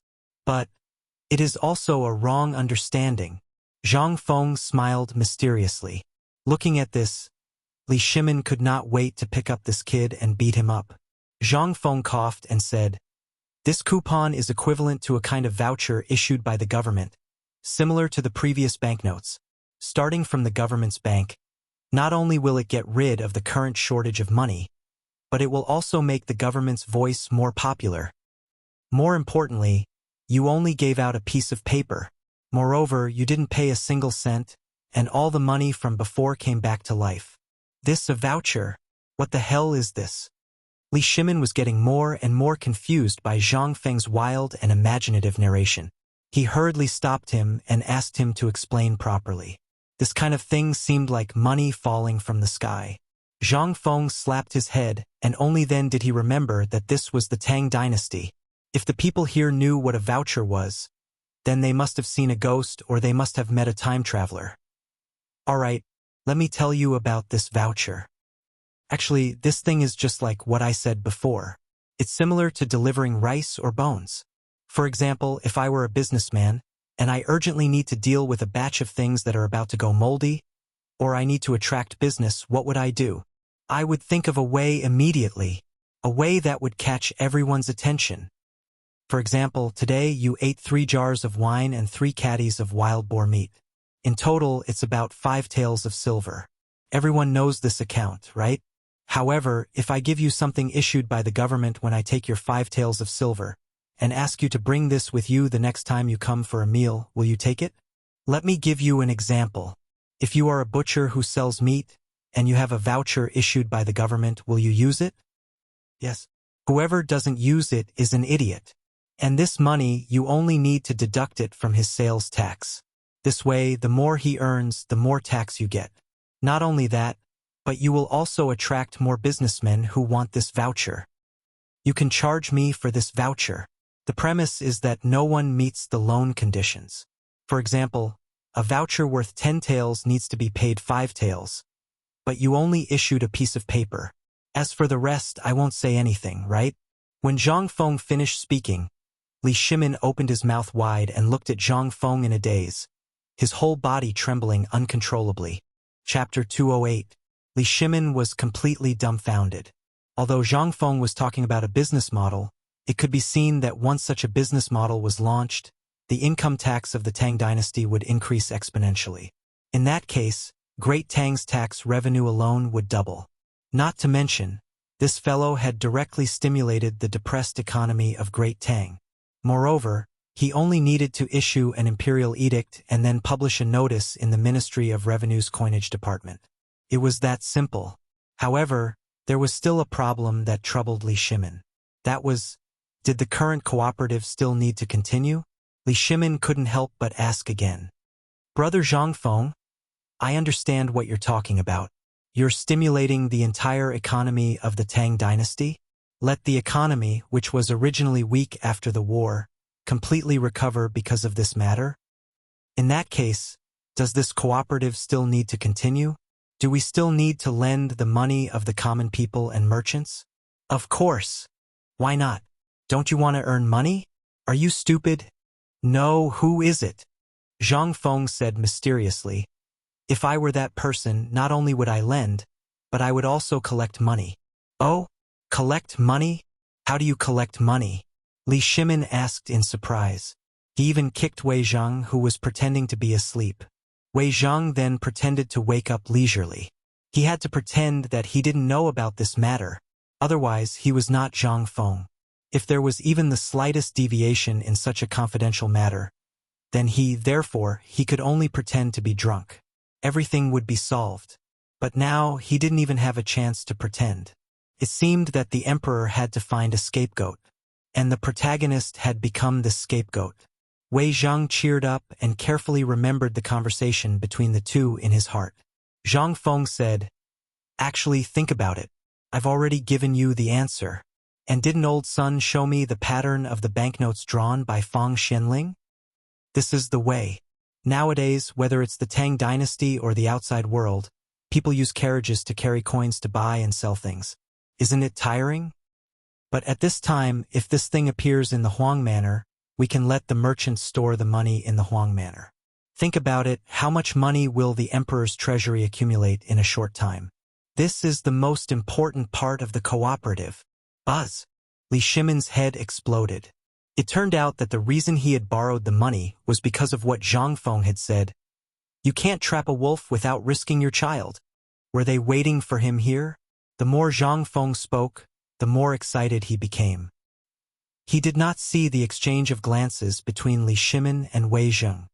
Now do you understand why I want to borrow money and why I said that you were wrong and right? If it were me, I would like to lend out the entire Tang dynasty. Think about it. You've just done something, and the money will return to your pockets.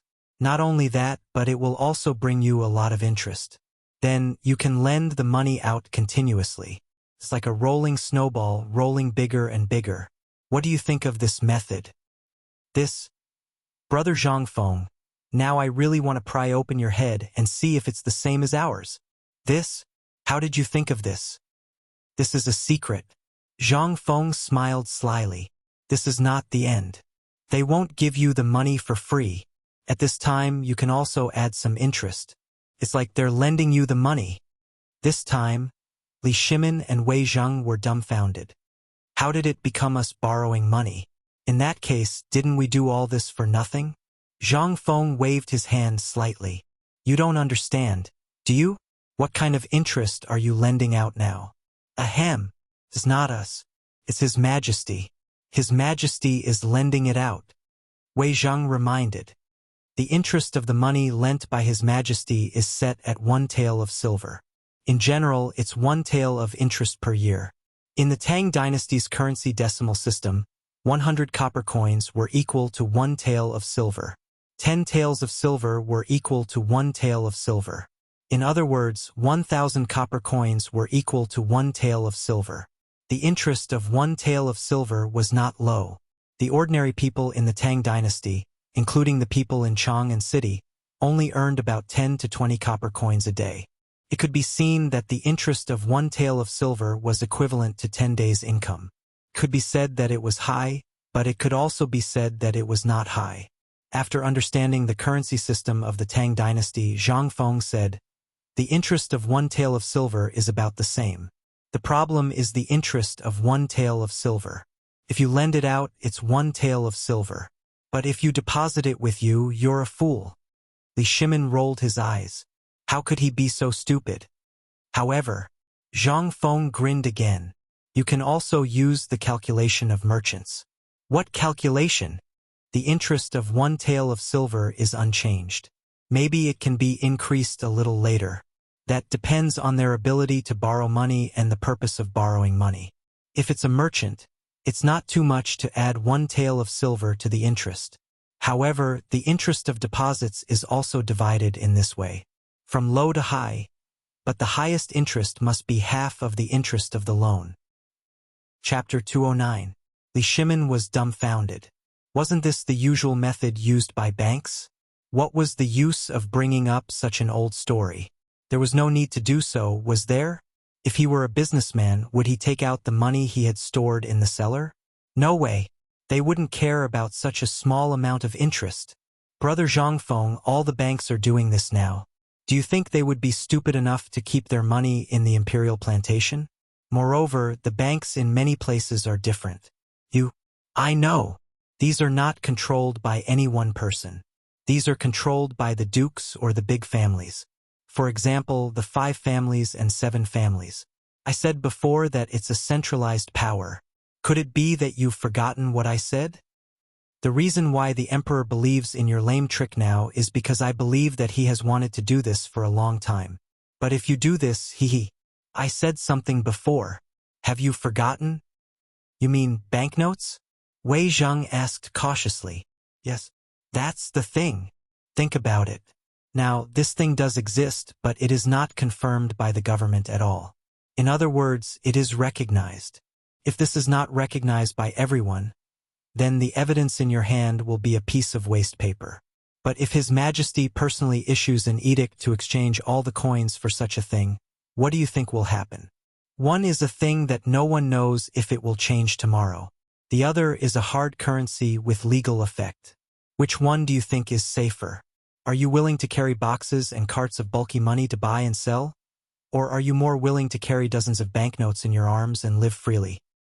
Well, Li Shimin was a little excited. He had wanted to do this for a long time, but there was no other way. He was short of money. However, because of some things, he put this matter aside. But now that he thought about it, if he did it at that time, the effect would not be as good as it was now. Once this thing was made in the teeth of the storm, not only would the currency of the Tang dynasty be under his control, but he would also be able to hoard a large amount of foreign money. Anyone who wants to do business in the Tang dynasty, I'm sorry, but please exchange for the most popular currency in the Tang dynasty. All right then. In this way, even to the outside world, money would flow into the Tang dynasty sooner or later. Was he still short of money? At that time, he would only complain about having too much money. Thinking of this, Li Shimon's eyes were spitting fire. He couldn't sit still for a moment and hurriedly got up to leave. But Zhang Feng held him down.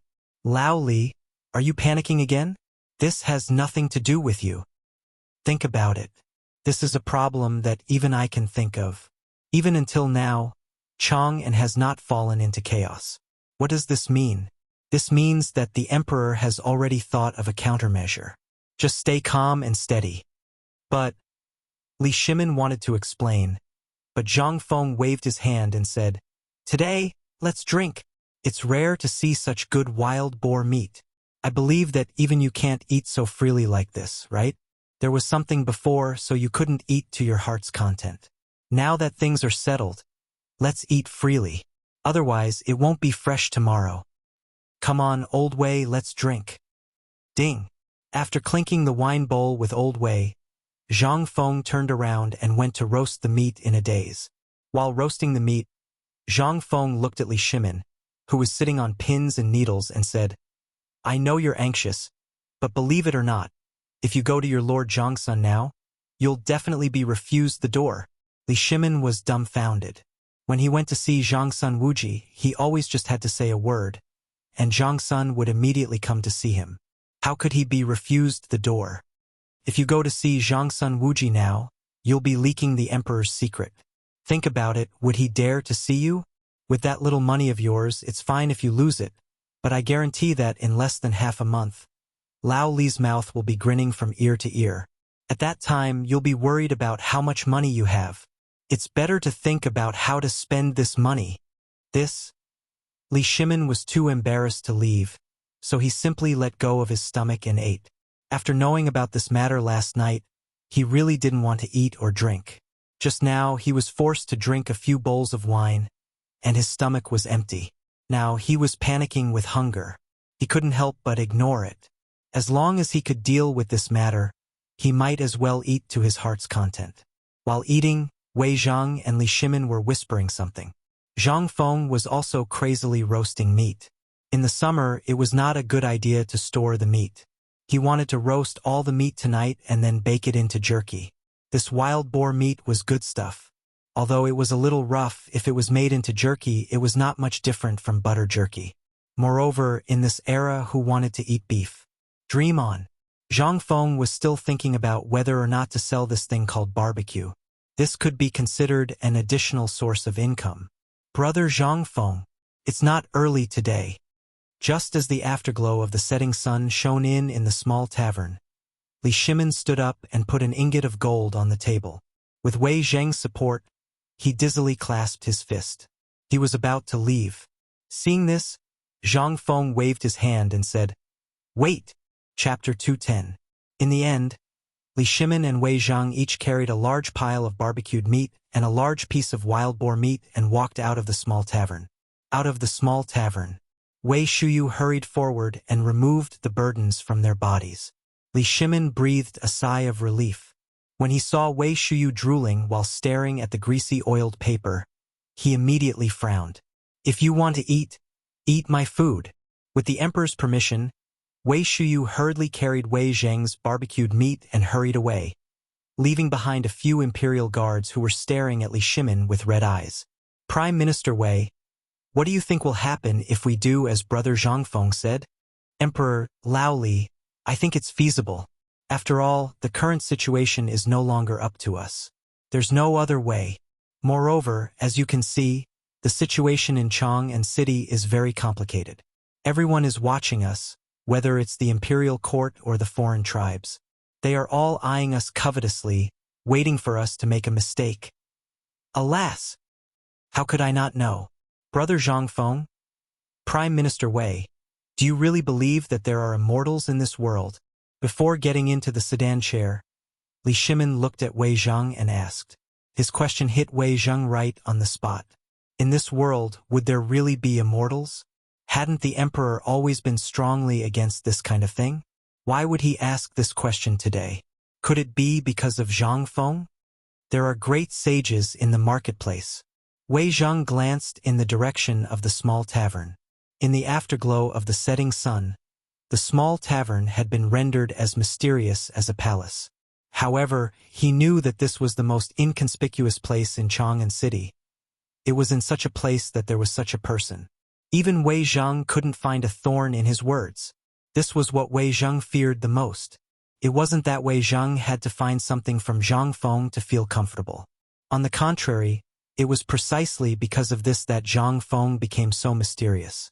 While chatting and laughing, he had made all the foreign tribes that had been troubling everyone fall into the Tang dynasty's trap. Who else could do that? Only the legendary immortals could do that, right? Everything was under his control as he chatted and laughed. What kind of heroic spirit was this? Zhang Feng had yet to enter the palace or the imperial court, but his performance was already so outstanding. Wei Zhang couldn't help but feel a little worried. If there was a day when Zhang Feng became an official in the imperial court, even with the few of them around, they would not be able to guarantee his safety. The imperial court was a place full of murderous intent. Zhang Feng's temper was so bad that he couldn't stand the slightest provocation. Was he really suitable for the imperial court with such a temper? But if he was not suitable for the imperial court, where would he go? If such a talent hid in the mountains and returned to the mortal world because of this, the Tang dynasty would suffer a great loss. Alas! It seems that brother Zhang Feng has made the right choice. But when will His Majesty let him enter the imperial court? Wei Zhang sighed. In the end, he followed the sedan chair and entered the depths of the palace again. Taiji Palace, Imperial Study. After a brief discussion with Fang Xianling and the others, Li Shimin entered the bedchamber with the help of Xiao Gizi and the others. At this time, it was already 9 o'clock in the morning, but Zhang Sun Wugo was still embroidering the upper of a pair of shoes meticulously, needle by needle. It seemed that this was a pair of men's shoes. The bright yellow shoes were embroidered with 2 rusted dragons playing with a pearl. A top-grade pearl was cleverly wrapped in the dense needle and thread, as if a real dragon had come back to life. Li Shimin quietly dismissed all the palace maids and eunuchs, and personally put the barbecued meat wrapped in oil paper on the table. Then he took out the fine wine Zhang Feng gave him and gently filled 2 glass cups. The aroma of the meat and the temptation of the fine wine finally woke up Zhang Sun Wugo, who was immersed in the needle and thread. Looking at Li Shimin and the delicious food on the table, she sighed slightly. It seems that second brother has gained a lot tonight. Have you solved this matter? Nothing can escape the eyes of Maid Guanyin. Li Shimin shook his head and patted the chair beside him with his right hand. Maid Guanyin, come and drink with me. Empress Zhangsun smiled, put down the needle and thread, and walked to Li Shimin's side and sat down. Looking at the delicious food, she said, I really want to see what kind of young man this is. This barbecued meat, why does this concubine feel that it smells even more tempting than Hanyang Mohu? You will see. Sometimes, I really want to get up and tell him that I am the emperor. But, second brother, are you still hesitating? Yes. Li Shimin nodded heavily. I don't know. Second brother, you think too much. In fact, there is a famous saying in Buddhism, follow fate. You and Zhang Feng are coincidentally like this. In my opinion, everything should be left to fate. What do you think? Leave it to fate, Li Shimin muttered and then no longer spoke. He only ate the barbecued meat and drank the fine wine with Empress Zhangsun, and did not speak anymore. When the gong of the night watchman sounded, Li Shimin sighed softly and hugged Zhangsun Wugo's slender waist. Maid Guanyin, go to sleep. Chapter 211. Dong, dong, dong. The morning bell that signaled the start of the morning court rang in the imperial city.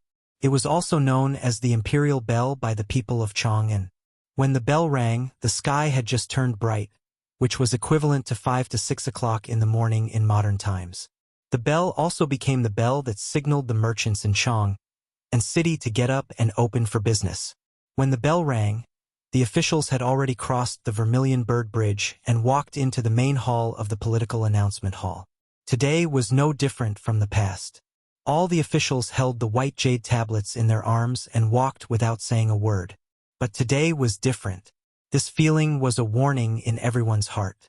Yesterday, everything that happened in Chang and Luozhou, Liangzhou, and other important trading places of the Tang dynasty was still known to all the officials. And today's morning court was destined to be a difficult battle. At this time, Wei Zheng, Zhang Sunwuji, Fang Xianling, Du Ruhui, and Cheng Yaojin walked side by side in the front. But when they felt something strange behind them, they acted as if nothing had happened. Although Cheng Yaojin was illiterate, his lifetime of military experience had made him see a clue from the patrolling imperial guards and the actions of the Jinwu guards. All the generals present knew this, but they all kept their heads down and didn't say a word. Cheng Yaojin glanced at Zhang Sunwuji and the others. Finally, he sighed, lowered his head silently, and followed the crowd to the 99 steps of the political announcement hall. It seemed that the emperor had made up his mind last night. Today's political announcement hall, Cheng Yaojin could only silently mourn for the decadent diehards in his heart. Entering the political announcement hall, there were 18 big pillars in the hall with relief sculptures of coiling dragons on them. Oil lamps had already lit up the magnificent hall, but it looked a little dilapidated. Even the red sandalwood on the 9 steps to heaven stairs under the emperor's dragon throne was obviously damaged. There was no money. This was all because of money.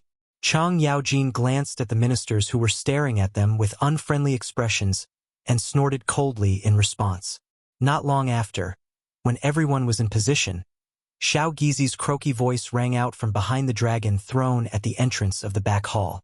His Majesty has arrived. Officials, kneel and welcome. Everyone fell to their knees in unison, hugging the white jade tablet and shouting, "Long live the Emperor! Rise!" Li Shimin clasped his hands behind his back. No one could tell if he was happy or angry.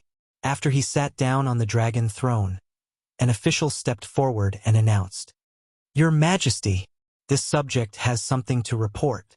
Li Shimin waved his hand. Approved. Your Majesty, there was a large-scale riot in Chang'an City yesterday, and there were even faint signs of people rioting. Under the feet of the Emperor, such a thing is a great crime of disrespect. This subject requests Your Majesty to investigate this matter thoroughly, give the people an explanation, and prove the dignity of the Tang dynasty. Li Shimin waved his hand and said, "Then, how do you think this matter should be dealt with? Who does the Ministry of Works think is behind this? Is it an outsider?" "No, Your Majesty, this subject has investigated this matter. It is not an outsider, but a member of our court." "Oh?" Li Shimin calmly glanced at Zhang Sunwuji, who was frowning, and said, "Tell me, who is behind this, and what is their purpose?" "Your Majesty." The official of the Ministry of Works hurriedly knelt on the ground, and then several other officials knelt and said, "This subject has been investigating this matter since yesterday, and found that this person has illegally expropriated the tax revenue of the Tang dynasty and used the imperial plantation to make money, which forced the imperial plantation to close down. Yesterday, this subject found out from the Chang and county government, officials at all levels, and merchants who benefited from this matter, which has caused dissatisfaction among the merchants in Chang'an City. Most of the merchants are waiting for this matter to make a fortune."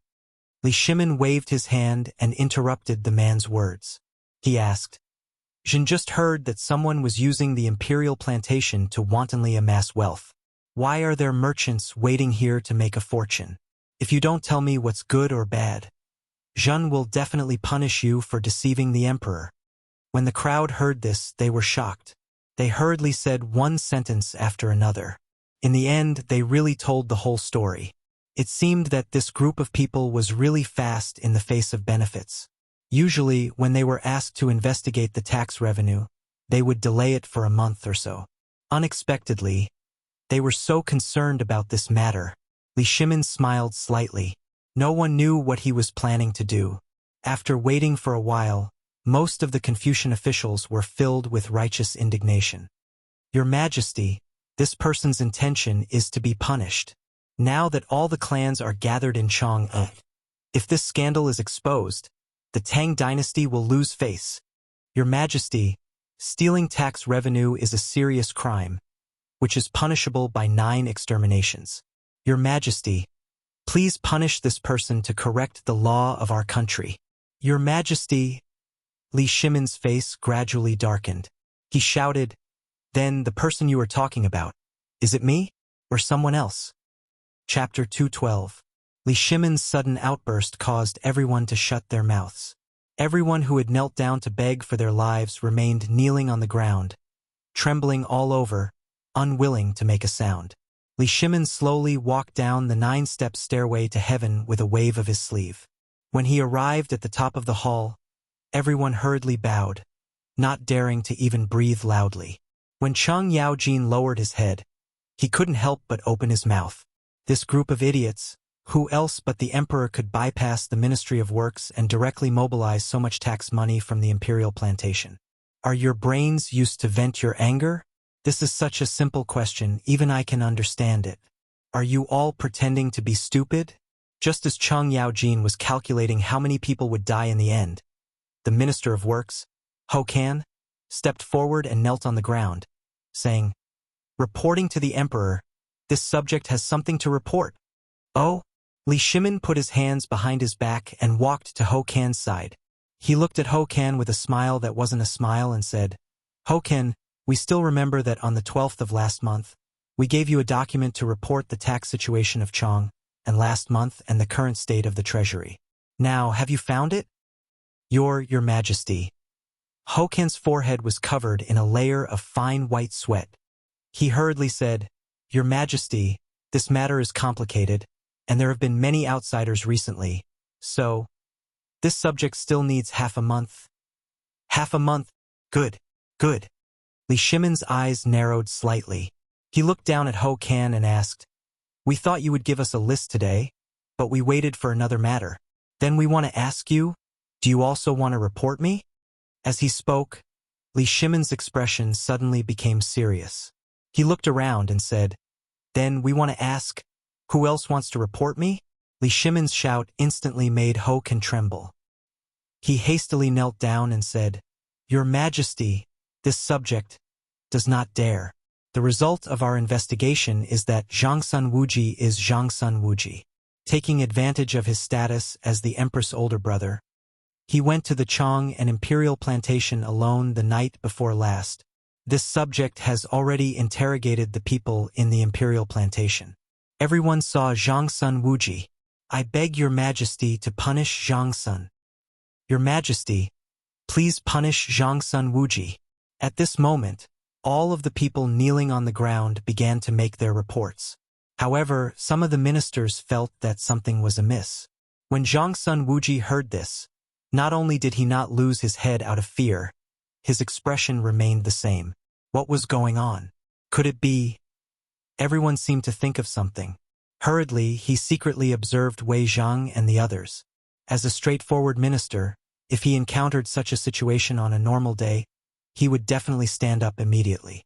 Why was he still as calm as usual today? Even Chang Yaojin, that fool, was secretly laughing? Why did Fang Shenling do Ruhui, and the others still look the same? Could it be that they were all involved in this matter? Or, in the end, all the ministers' gazes converged on Li Shimon. Could it be that this was really the emperor's doing?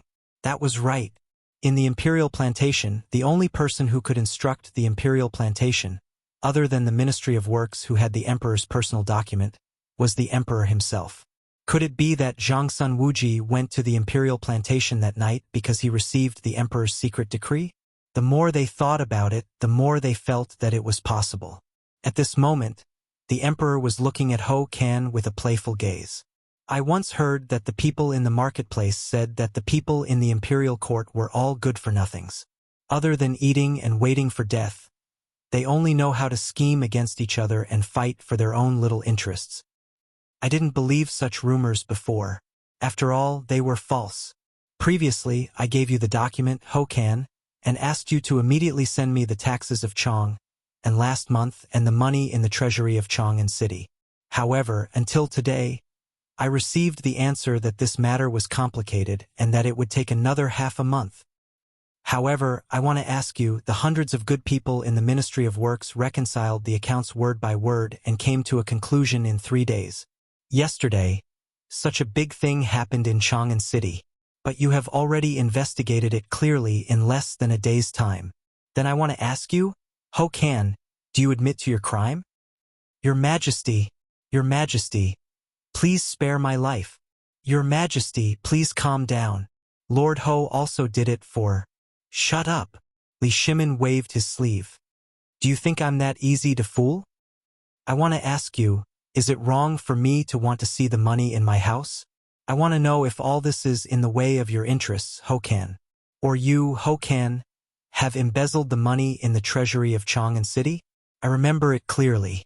Since last year, it was clearly recorded in the report that the treasury of Chang'an City was more than 3,970 silver. Why did I ask Zhang Sun Wuji, the minister of the Ministry of Justice, to find only 31 million silver last night? And in the past few months, the taxes of Chang'an City were basically postponed. Did the remaining taxes go into your pocket or someone else's? Your Majesty, please spare my life. I didn't leave my post without permission. I just secretly used some money for the birthday of the retired emperor. Li Shimin smiled playfully. He waved his hand and said, Zhang Sun Wuji, tell me the result of the investigation of the Ministry of Justice. Yes, Your Majesty. Zhang Sun Wuji stepped forward with a cold face and said loudly, since March this year, there should be about 60 million silver in the treasury of Chang'an City. Chapter 213. What? How can there be so much? Oh my God. Why did the Ministry of Works announce that there are less than 40 million taels? Where did the remaining 2,000 taels go? Oh my God. The taxes in the treasury are the lifeline of the Tang dynasty.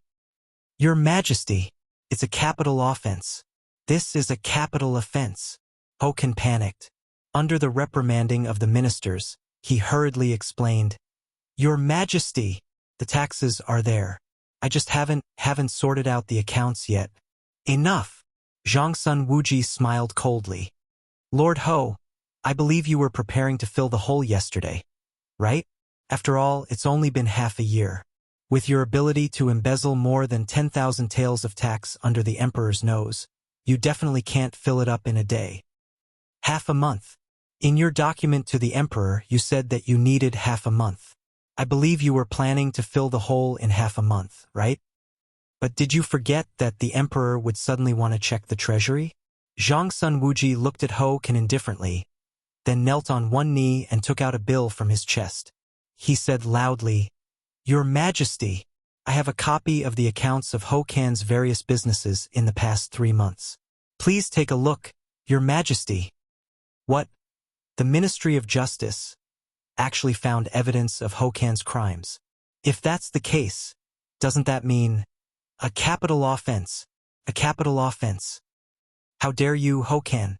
Do you still want to quibble? Take advantage of the fact that His Majesty hasn't gotten angry yet and quickly admit your mistake. Perhaps His Majesty will spare your death sentence for the sake of Marquis Ho. Wei Zheng raised his Buddhist sleeves and scolded Xiao Gizi as he handed the bill to him. Lord Ho, admit your crimes. Otherwise, you will really have your entire family executed. Lord Ho, Ho Kan, the ministers of the Ministry of Works and those who had connections with Ho Kan, or even those who had business dealings with him, panicked and hurriedly asked Ho Kan to admit his crimes. Your Majesty, I admit my crimes. Of course, Ho Kan knew that if this booklet was opened in front of Li Shimin, what awaited him would be the execution of 9 generations of his family. In the end, Li Shimin did not open the booklet. He waved his hand indifferently. Jinwu guards, send Ho Kan to the Supreme Court and have him wait for interrogation. He knew that if the investigation continued, more than half of the people kneeling on the ground would deserve to die. But now he knew that if he killed all these people, then it was also very difficult for him. Actually, he knew that the booklet Zhang Sun Wuji handed over was not evidence of his crimes. How could he have the time to investigate within a day? To be able to find out the amount of money deposited in the treasury overnight had already expended a large number of people. If they continued to investigate, then forget it. Since Ho Junji was involved, Li Shimin could not bear to do it. With a wave of his hand, he dejectedly said, "Ever since the founding of the Great Tang, we know that many of you have strived so that the Great Tang can walk out of its current predicament. But how could we not know that everyone has their own selfish motives? We have never asked about these matters. Why is that? For the sake of face. After the Wei River, the foreigners have always been eyeing our Tang dynasty covetously. We also know that this meager amount of money is a little tight for all of you. Thus, we have always turned a blind eye to your businesses. Why did we do this? This subject is guilty." How could the officials still dare to stand after hearing this? They hurriedly kneeled on the ground, and some of them even wanted to cry out loud. But who was really crying and who was faking it? Only the benevolent could see benevolence. Li Shimin did not say anything. As if he did not see the officials, he continued to speak as if he was sleep-talking. "Actually, how could we not be worried about this matter? Do you know that because of this matter, every night when I wake up in the middle of the night, I think that the court robes you all wear are all made of the best golden silk? Do you know how much effort we have put into feeding the people of the Tang dynasty? What kind of place is the treasury? It is the lifeline of our Tang dynasty. You dare to touch it? What is the difference between you and those foreign barbarians? You are gnawing on the flesh and blood of the people of our Tang dynasty." Li Shimin looked up at the political announcement hall and pointed at it. "Come and take a look. This is the political announcement hall of our Tang dynasty. It is the place where we issue every order. Look, are they more dilapidated than your study?" The officials all bowed their heads and did not dare to make a sound. They all knew that His Majesty was furious because of this. "But even so, we have never thought of repairing the palace. It is not that we don't have money, nor that we don't want to repair it, but we don't want to waste it. Look." Li Shimin lifted his dragon robe and pointed at the boots on his feet. "This is made by my empress, the empress of the Tang dynasty. She sewed the stitch and thread for me. Why? Tell me why? You just want to save a little money for the Tang dynasty and let the people have more money, right?" Li Shimin's voice suddenly turned cold. He shouted angrily, "But there are always some of you who think we are fools." Chapter 214. Your Majesty, I deserve to die. Everyone was terrified. They hurriedly kowtowed again and said they didn't dare. Li Shimin waved his hand. "In fact, I can see it whether you admit it or not. But since you all want the good of the Tang dynasty, I'll treat you as a fool in your heart. But don't really treat me as a fool. You all know the consequences." Li Shimin waved his sleeve and returned to the dragon throne. He took a sip of tea and said lightly, "Fang Xianling." Fang Xianling, who was in the crowd, got up and bowed. "Yes, Your Majesty. Once Hoken is gone, you'll temporarily take over the position of Minister of Works and immediately thoroughly check all the accounts of the Ministry of Works. I'll give you half a month. If you can't clean up the Ministry of Works in half a month, I'll punish you severely." "Yes, Your Majesty." The resignation was over. Some people had a hunch about this result, but some people felt uncomfortable at this time. For example, the other officials of the Ministry of Works thought they had the possibility of promotion after the emperor ordered to kidnap Hokan. But Fang Xianling came out of nowhere. How could they not be angry? But they only dared to be angry in their hearts. They really didn't dare to say it out loud. After settling this matter, Li Shimin continued, "Today, I know you're all here for the affairs of Chang'an, Luozhou, and Liangzhou. I understand. But as I said, this is my decree and it is also my test. Your Majesty, I wonder what Your Majesty wants to test with the chaos in Chang'an City at this time? Your Majesty, now Chang'an City is in complete chaos. No one wants to make a living. If this goes on, it will be chaotic." Li Shimin waved his hand. "Wei Zheng, you say it." Li Shimin's mouth was dry from talking. Hokan's matter made him furious. If he didn't investigate it, he wouldn't know. But after a little investigation, such a big mess happened. Moreover, the money borrowed from the treasury was basically borrowed from Ho Kan's family or collateral relatives. What was this? This was stuffing his own pockets. Taking control of the Ministry of Works was the most important part of this plan. If the Ministry of Works did not interfere, then this plan would be perfect. He did not expect Ho Kan to be such a good stepping stone. When I needed you, you appeared on your own. Very good. Very good. Just as Li Shimin was planning how to deal with this matter perfectly, Wei Zhang had already told him the whole story in detail. Apart from everything about Zhangfeng and the layout of the surrounding countries, he only talked about all the benefits of this cooperation. At this moment, gasps could be heard from time to time in the court. His Majesty spent a lot of effort on this matter. One midnight, he was enlightened by the heavens and came up with a set of methods to fully recover the economy of the Tang dynasty. If you have any questions, feel free to ask. If you don't have any questions, Minister Wei, Prime Minister Wei, this old subject has something to ask. Me too. Prime Minister Wei, isn't this banknote a little too simple? If a calligraphy master copied it down, wouldn't it mean that the Tang dynasty would be irreparably shaken? Once this is implemented, wouldn't it mean that all the currencies circulating in the market need to be replaced and reformed? That won't happen. Wei Zhang shook his head. This matter has no conflict with the existing currencies at all. On the contrary, the banknote that replaces the currency is even more unduplicable and fair. When the time comes, the coinage department of the Ministry of Works will use the latest printing technology. Even if others want to imitate it, they won't be able to. About this matter, in 5 days, Old Man will bring the sample for all of you to have a look. Wei Zhang and Li Shimin really did not think of this matter. But now that someone had asked, Li Shimin could only pretend that he knew everything. Wei Zhang nodded to himself. Wei Zhang could only do as he was told. He knew that this matter would definitely require Zhang Feng to write it down. At this time, another official asked, Prime Minister Wei, this matter is of great importance.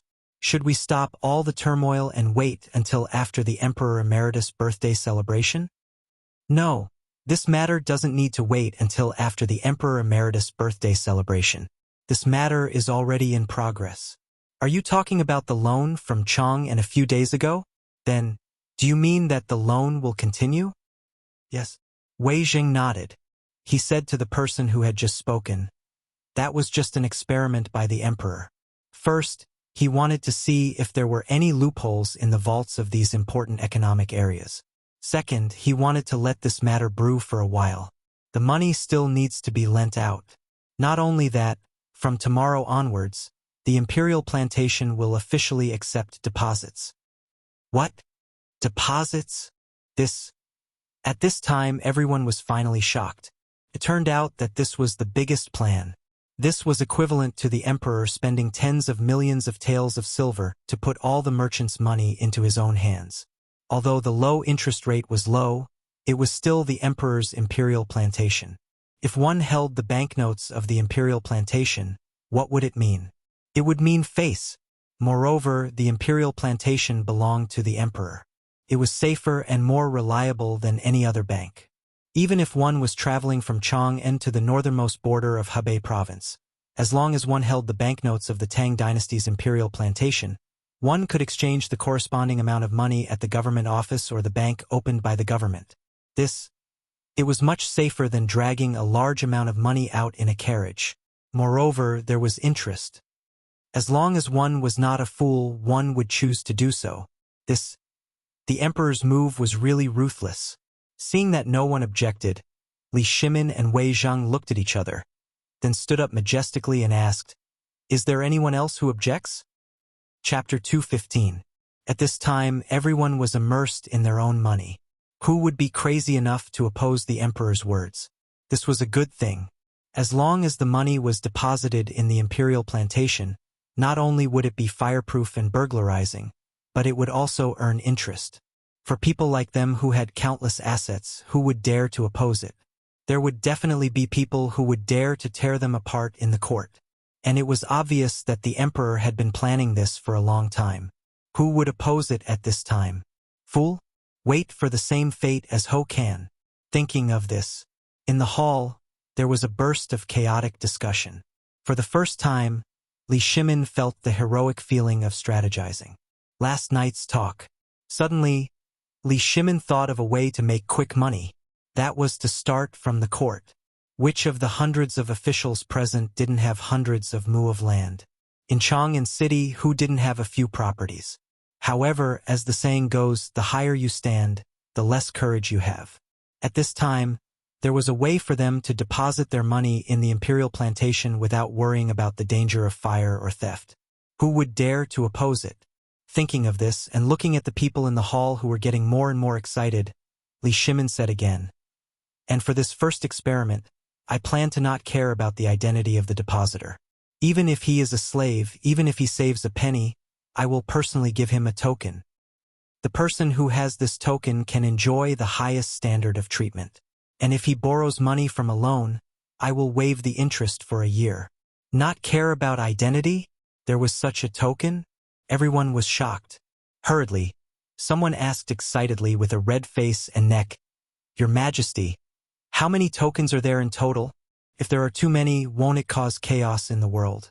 The taxes of the Tang dynasty won't—" Li Shimin waved his hand lightly.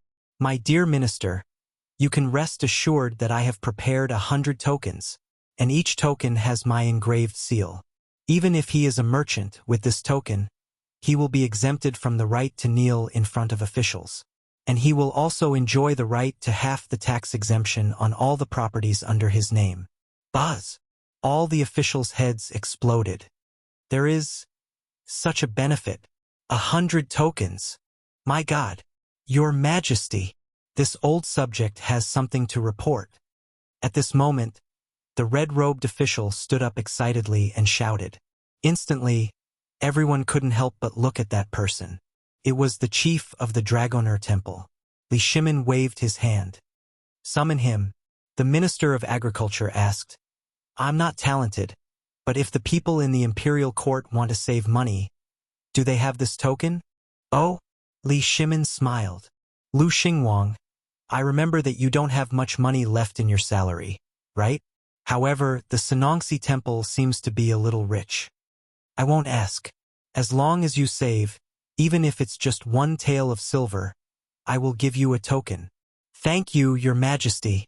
Lu Xingwang was so excited that the booklets on his face squeezed his eyes into slits. He hurriedly kowtowed. However, Li Shimin waved his hand and said, "But when you save money, the Ministry of Works will check the accounts of all your properties. This is an explanation to me. I know that all of you have properties. After all, you are the pillars of the Tang dynasty. These 100 tokens are a kind of protection for my people. As for your properties, I also have to protect them.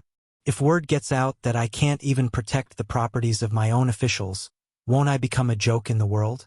This? Thank you, Your Majesty." Lu Xingwang hesitated for a moment, but in the end, he thanked him excitedly. When everyone saw that Lu Xingwang got a token so easily, they were all envious. One after another, they knelt and begged. What was this? As long as they had this token, it meant that the emperor had acknowledged that all their money would be theirs. This was really money falling from the sky.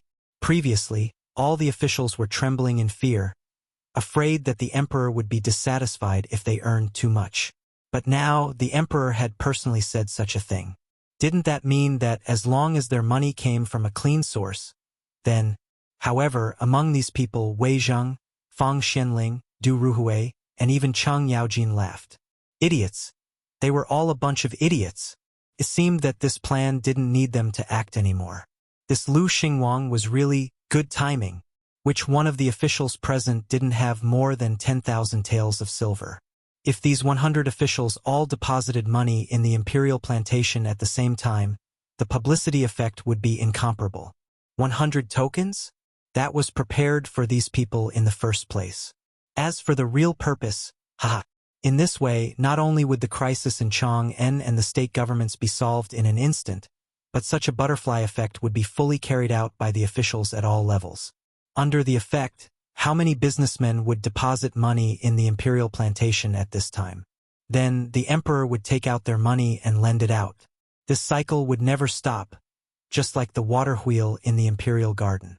In the end, the Tang dynasty only paid an overall investment of less than 50 million taels of silver. With this scoop of water, the economic lifeline of the entire Tang dynasty was in the hands of the emperor. It could be seen that Zhang Feng and his brother were terrifying. Li Shimin, Wei Zhang, and the others looked at each other and stood up again. He asked loudly, "I'll ask one last time. Who agrees? Who opposes?" At this time, who would object? Everyone seemed to have gone crazy.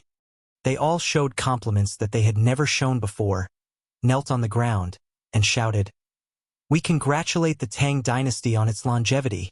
Congratulations to your majesty. The country will be strong forever." Chapter 216. The Court Meeting. It had always been a place full of crises. It was cruel. It was also cruel. For example, just now, Ho Kan, the Minister of Works, had fallen from power. But his old friends, or those who had a good relationship with him, had forgotten about Ho Kan after hearing about the huge benefits mentioned by the emperor. At this time, everyone was afraid that their entanglements with him would be implicated, so they were all desperately expressing their stance. The closer they were to Ho Kan, the more they swore at this time. It seemed that Ho Kan, who used to be their brother, had become a pile of stinky dog shit at this time. In terms of benefits and official career, they were determined to take a step forward in their official career. And this was also what Li Shimin wanted most. Although he didn't mind killing a few more people, there would always be endless killing waiting for everyone. Therefore, Li Shimin was not far from raising the butcher's knife high for the time being, because it was not time yet. After all, now he had to make a series of preparations for Zhang Feng's coming to the court meeting. The court meeting was over. They were no longer in a daze like they used to be. Every official seemed to have been injected with chicken blood. Along the way, they were calculating how much interest they could earn from their assets in a year. They were also calculating what kind of magical use the small tiles that the emperor had mentioned would have in the future. Almost after the court meeting was over, teams of imperial guards hurriedly posted the notice of the emperor everywhere in Chang and City. As a result, this matter shook Chang and City in the shortest time possible. Everyone no longer cared about the price of food and vegetables, and how much money they could earn today. Everyone, whether literate or illiterate, gathered in front of the notice at this time. Those who could read acted as translators at this time, tirelessly telling the people about the so-called cooperative on the notice. At this time, almost all the streets in Chang and City were empty. The owners of the taverns and restaurants ran away. The hungry diners who were left alone waiting for dinner, or the diners who were about to finish their meal and were about to pay. The diners also ran away. They even forgot to pay the bill. Why? Because this time, the emperor personally issued the imperial edict to announce it to the world. Have you heard? His Majesty announced today that he is going to introduce something called a cooperative, and there will be free vouchers being sent out today. What? I heard that the vouchers can be used as a substitute. They can be as small as 1 copper coin or as large as several hundred taels of silver. Hiss! Isn't this stuff money? His Majesty really doesn't want a single copper coin and is giving us this. It's true. Go and have a look. Basically, the news has spread like wildfire in Chang'an City. And now, all the bulletin boards in the city are crowded with people. Even the imperial plantation was blocked. Your information is outdated. Just a moment ago, I saw a group of golden-armored chamberlains standing guard at the imperial plantation. They were from the Secretariat, the Ministry of Secretariat, the Ministry of Justice, and the Ministry of Works. It seems like they're about to start distributing some sort of coupons. What? Heavens! Looks like it's true. Let's go. Let's go and have a look too. In an instant, the news spread throughout Chang'an City. Everyone wanted to see what this new and rare thing was. Why would the emperor give them money for free? 2 hours later, it was noon. The rare bell of the Life Transformation Temple rang 9 times. 1 ring meant the new year, 3 rings meant a prayer to heaven. As for the 9 rings of the Life Transformation Temple, that was something that had never happened before. This showed how much importance the emperor attached to this matter. When the bell rang, The officials of the Secretariat first read the imperial edict in front of the imperial plantation. The imperial edict has arrived. Everyone kneel. Whoosh! When everyone heard that, they hurriedly knelt on the ground. The officials of the Secretariat solemnly opened the imperial edict and read it aloud. The Emperor's edict states that recently, I feel deeply saddened by the hardships of the people in Chang'an City. I have opened the treasury to show compassion for the people and provide relief to the world. I hope that the people in the world can have clothes to wear and food to eat. The officials of the Secretariat had amazing control over their voices. When it was time to suppress their voices were as low as muffled thunder. When it was time to raise their voices, everyone felt as if they were listening to a dragon's roar from the ninth heaven. Everyone couldn't help but shed tears at the sight of this imperial edict. The imperial edict was read out. Everyone cheered in unison. Long live the Emperor! The Emperor is wise. The officials of the Secretariat waited for the crowd to stop shouting before the officials of the Ministry of Justice and the Ministry of Works read out the edict. Then, the official of the Ministry of Works waved his hand and said, "The Emperor empathizes with the people. Those who have saved money will receive a token from the Emperor to ensure the safety of your wealth." What? Everyone exploded. Was there such a good thing? The ministers who were rushing over after hearing the news all spat out a mouthful of blood when they heard this. Fang Xianling, you tricked me. This was something that the Emperor had given to them. How could they give it to the people? Immediately, someone hurriedly shouted, Zhu Yan of the Taichung Temple has saved 5,732 taels of silver. Taichung of the Ministry of Justice has saved 3,910 taels of silver. Ministry of Agriculture, Ministry of Appointments. Chapter 217. On the city walls of Chang'an City, Li Shimin, Wei Zheng, Fang Xianling, and Du Ruhui, who were in disguise, looked at the entrance of the imperial plantation and smiled. After such a long period of intense planning, they finally saw results at this moment. They had completely improved Zhang Feng's plan last night. Li Shimin and Wei Zheng had thoroughly analyzed the situation of the officials in the imperial court and combined it with Zhang Sun Wuji's investigation of Ho Ken to come up with this plan. However, the effect was very obvious. Even Li Shimin was shocked. So this is my subject. If it weren't for Brother Zhang Feng's plan, I wouldn't have known that my officials are so rich. In just half an hour, these officials have saved almost a few 100 million yuan. Ha ha! Li Shimin smiled bitterly, but he also smiled like a wise man. When everyone heard this, they stood up and congratulated. Congratulations, Your Majesty. What's there to congratulate? Why don't you want to save some money? This? Your Majesty, you know our family background. We don't have the money to save. Wei Zheng blushed and said, Ha ha ha. Li Shimin also laughed when he heard this. When this is over, I will remember to give you the money. After all, this idea was thought of by our brother Zhang Feng. Thank you, Your Majesty. When the four of them heard this, they hurriedly thanked him. Li Shimin waved his hand and said, We're out of the palace. Don't do this again. Be more natural.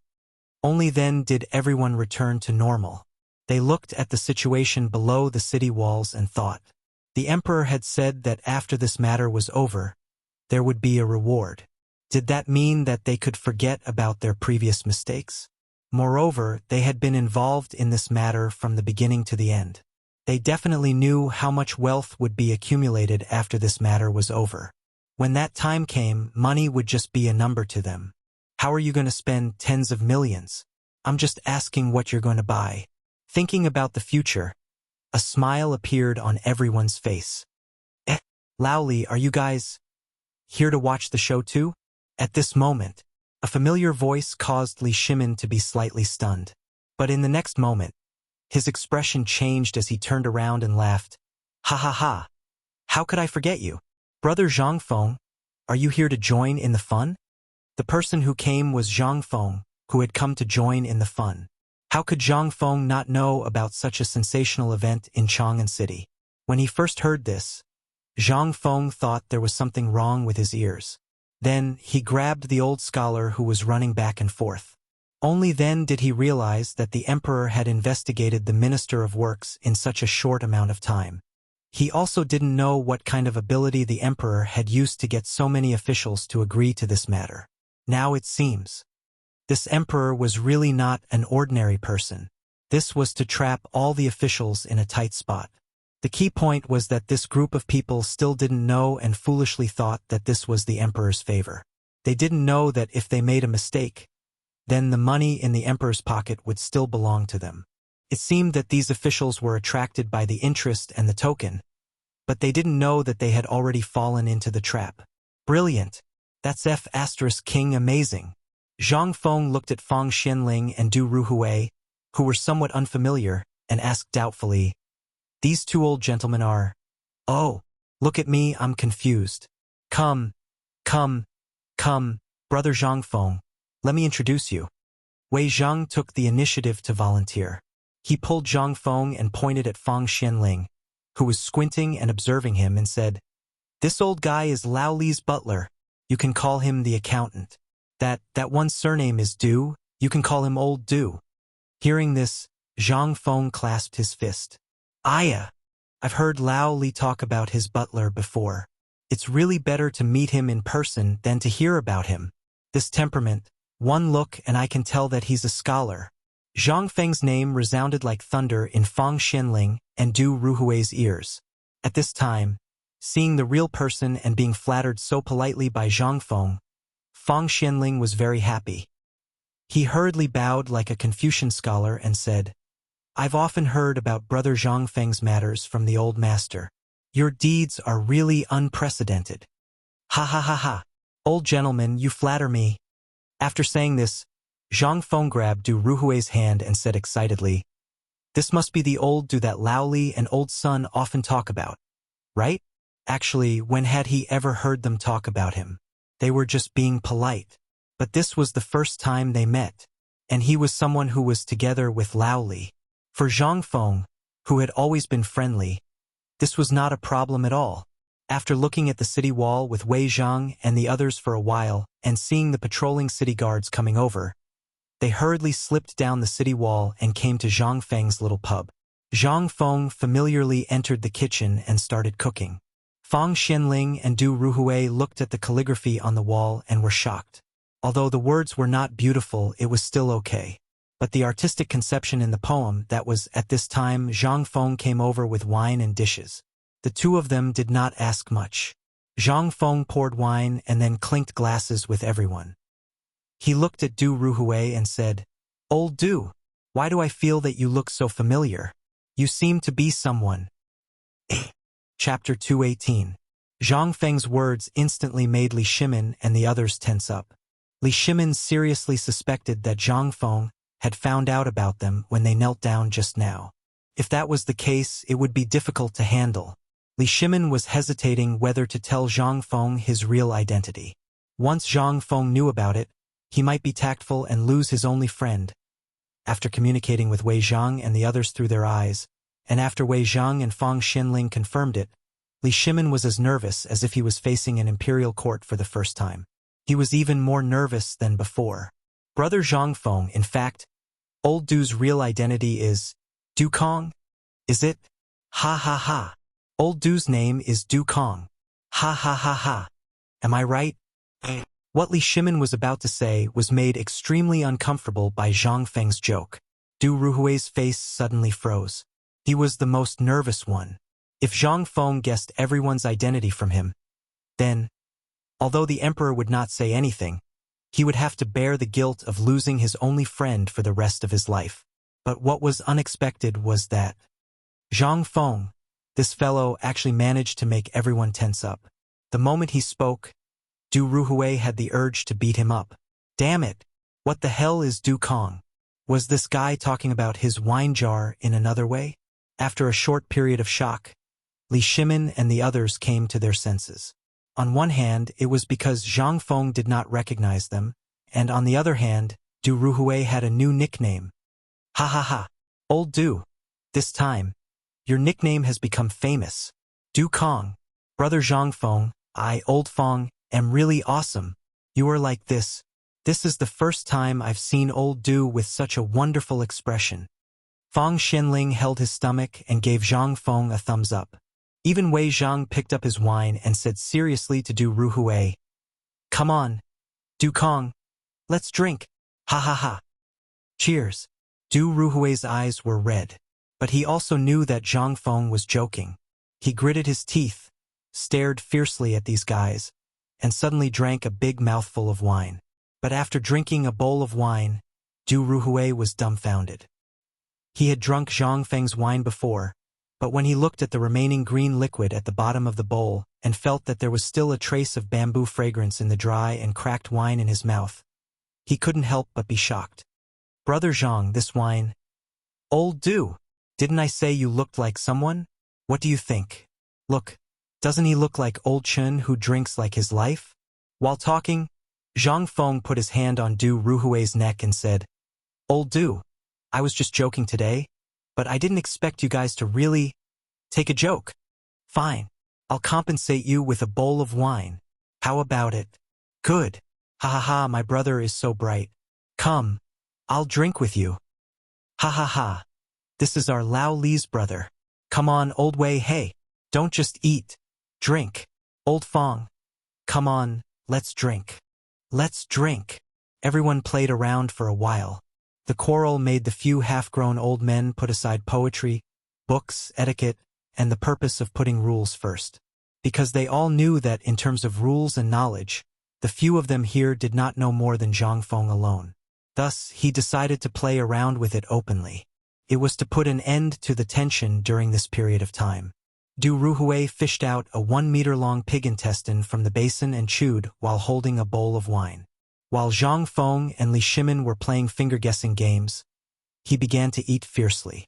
At first, he was a little disdainful of this basin of pig intestine, but when he saw that Wei Zhang had been eating since he came in, and his stomach was full of the wine he had forced down today, he did not care anymore. He used his chopsticks to pick up a piece of pig liver and ate it.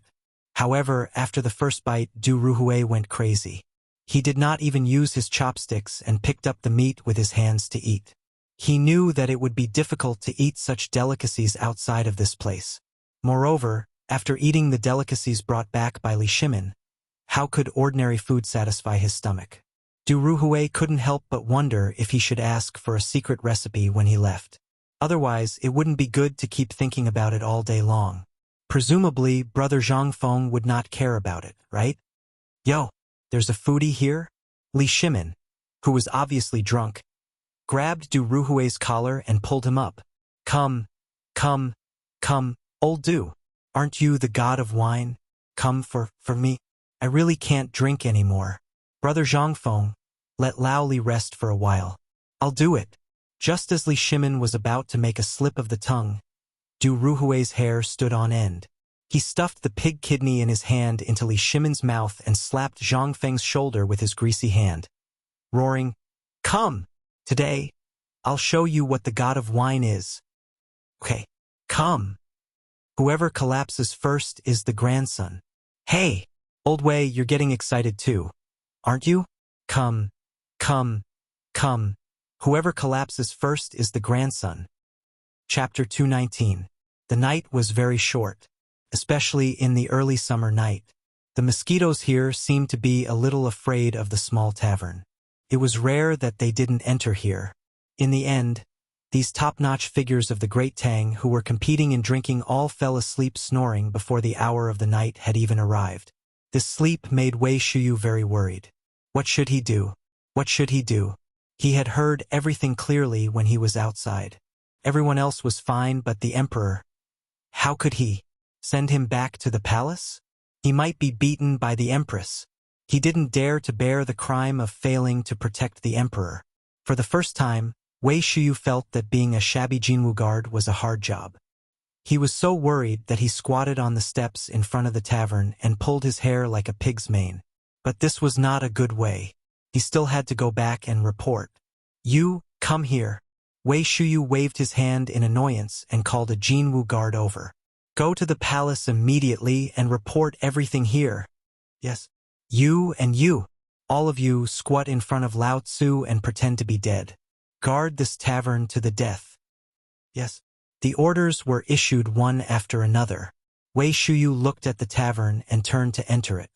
Looking at the leftovers on the table and the food that still smelled of wine and meat, he was eager to eat. But when he thought of the important responsibility now, he couldn't help but tear down the counter and find some soft and furs in the tavern. He even tore down Zhang Feng's bed and made a simple bed on the floor of the tavern. He put Li Shimin and the others on the bed one by one. As for Zhang Feng, Wei Shuyu squatted in front of the table and looked at this legendary figure. Wei Shuyu touched his chin and murmured, "He doesn't have any other ability. Didn't he still drink until he collapsed?" "That's it?" Wei Shuyu curled his lips in disdain. Looking at the broken or not broken wine jars on the ground and the wine jars on the table, there were only 6 in total. 5 people drank 6 jars of wine and all of them collapsed? Wasn't this too cowardly? If this was in the hands of Zhang Sun and the other bastards, this would be enough for them to rinse their mouths. Even if it was true, why fight for the title of God of Wine? Wei Shuyu felt a little disdainful. After wandering around the tavern and blowing out all the oil lamps, he wandered back and forth in the tavern. The aroma of the meat and the aroma of the wine almost drove him crazy. It will take about 2 hours to get to and from the palace. I only drank a little to satisfy my cravings. Others, I don't think anyone saw it, right?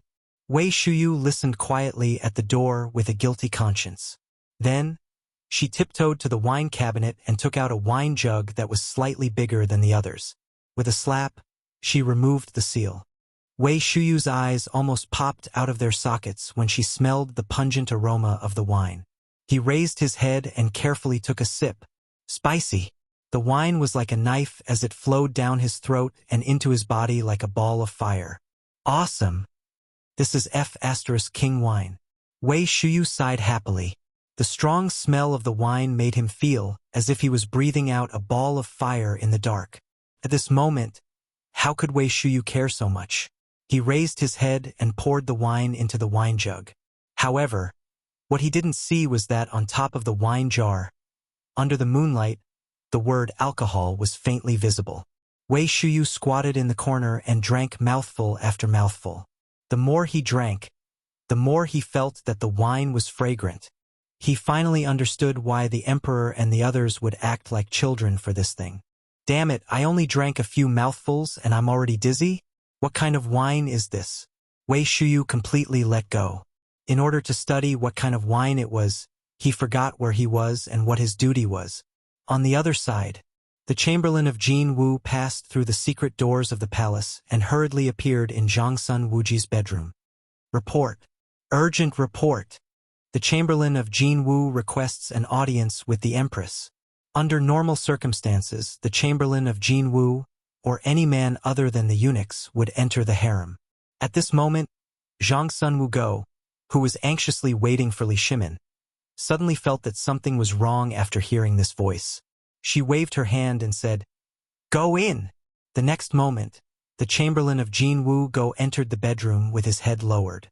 In front of a screen, the Chamberlain of Jin Wu Go hurriedly prostrated himself on the ground. When Zhang Sun Wu Go saw the Chamberlain of Jin Wu Go's clothes, he couldn't help but be shocked. Where is the Emperor? The Emperor? The Emperor is drunk in a small tavern. What? Zhang Sun Wu Go was completely furious. Bastard! Who accompanied the Emperor? I asked Prime Minister Wei, Lord Fong, and Lord Du. Then why didn't they stop him? They... What are you doing? Why didn't you stop the Emperor when he was drinking? Empress Zhang Sun Wu Go was completely furious. The Chamberlain of Jin Wu Go was trembling all over. Reporting to the Empress, the lords are all drunk. Now, Captain Wei Shuyu is personally guarding the place. What? They're all drunk? Good. Empress Zhang Sun Wu Go's pretty face was about to contort. She shouted angrily. Order the Imperial Guards and the Chamberlain of Jin Wu Go to mobilize all of them to protect the Emperor. If anything happens to the Emperor, all 9 generations of the Emperor's family will be executed. The Chamberlain of Jin Wu Go's voice changed when he heard this. He hurriedly cupped his fist and roared mournfully. Yes. Chapter 220. All of a sudden, the entire palace began to move. Squads of Imperial Guards and Imperial Guards swarmed out of the palace in the dark. Under the lead of the Imperial Guard who delivered the message, they arrived outside the tavern. The one leading them was Yuchi Jingda's son, Yuchi Baolin. Where are they? Yuchi Baolin's clanging armor clanged as he grabbed the Golden Guard's collar and asked in astonishment. I don't know. But before the captain sent me to the palace to deliver the message, hundreds of our brothers were here. Yuchi Baolin tossed the Golden Guard far away, shook his muscular body, and swept his gaze across the dark corners like a pair of daggers. How could he not know the people hiding in the dark? It seems that Wei Shuyu is really something. He must have put in a lot of effort to turn a squad of 300 into this. But what about that bastard? Was he killed? Yuchi Baolin waved his hand. In an instant, a large group of Imperial Guards and Imperial Guards surrounded Zhang Feng's tavern. He waved his hand and said, "Everyone, with the tavern as the center, clear out everyone within 100 steps. If there are any suspicious people, kill them." "Yes, sir." Everyone left.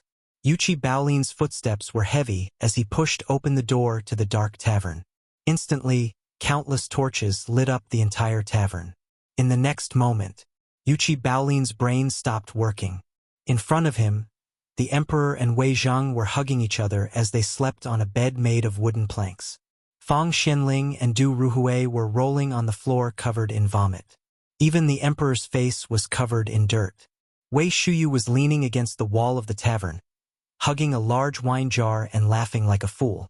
From time to time, vomit would overflow from the corner of his mouth. Yuchi Baolin's entire body was covered in a layer of white sweat. Gulp. Swallowing hard, Yuchi Baolin hurriedly shooed away the people who were about to enter the tavern. Even if Yuchi Baolin was an idiot, he now knew that he had really gotten himself into trouble this time. If anyone were to find out about this, the imperial family's reputation would be tarnished. The Empress would kill. At this thought, Yuchi Baolin waved his hand and roared, "Everyone, retreat 30 steps. Without my permission, no one is allowed to enter the tavern." These imperial guards were the sons of his father's subordinates. Most of them were descendants of generals and ministers. If they were killed by the enraged empress, Yuchi Baolin took the torch from one of his men and lit up the tavern. He waved his hand and said, "Prepare the carriage. Get the carriage ready. Are you all idiots?"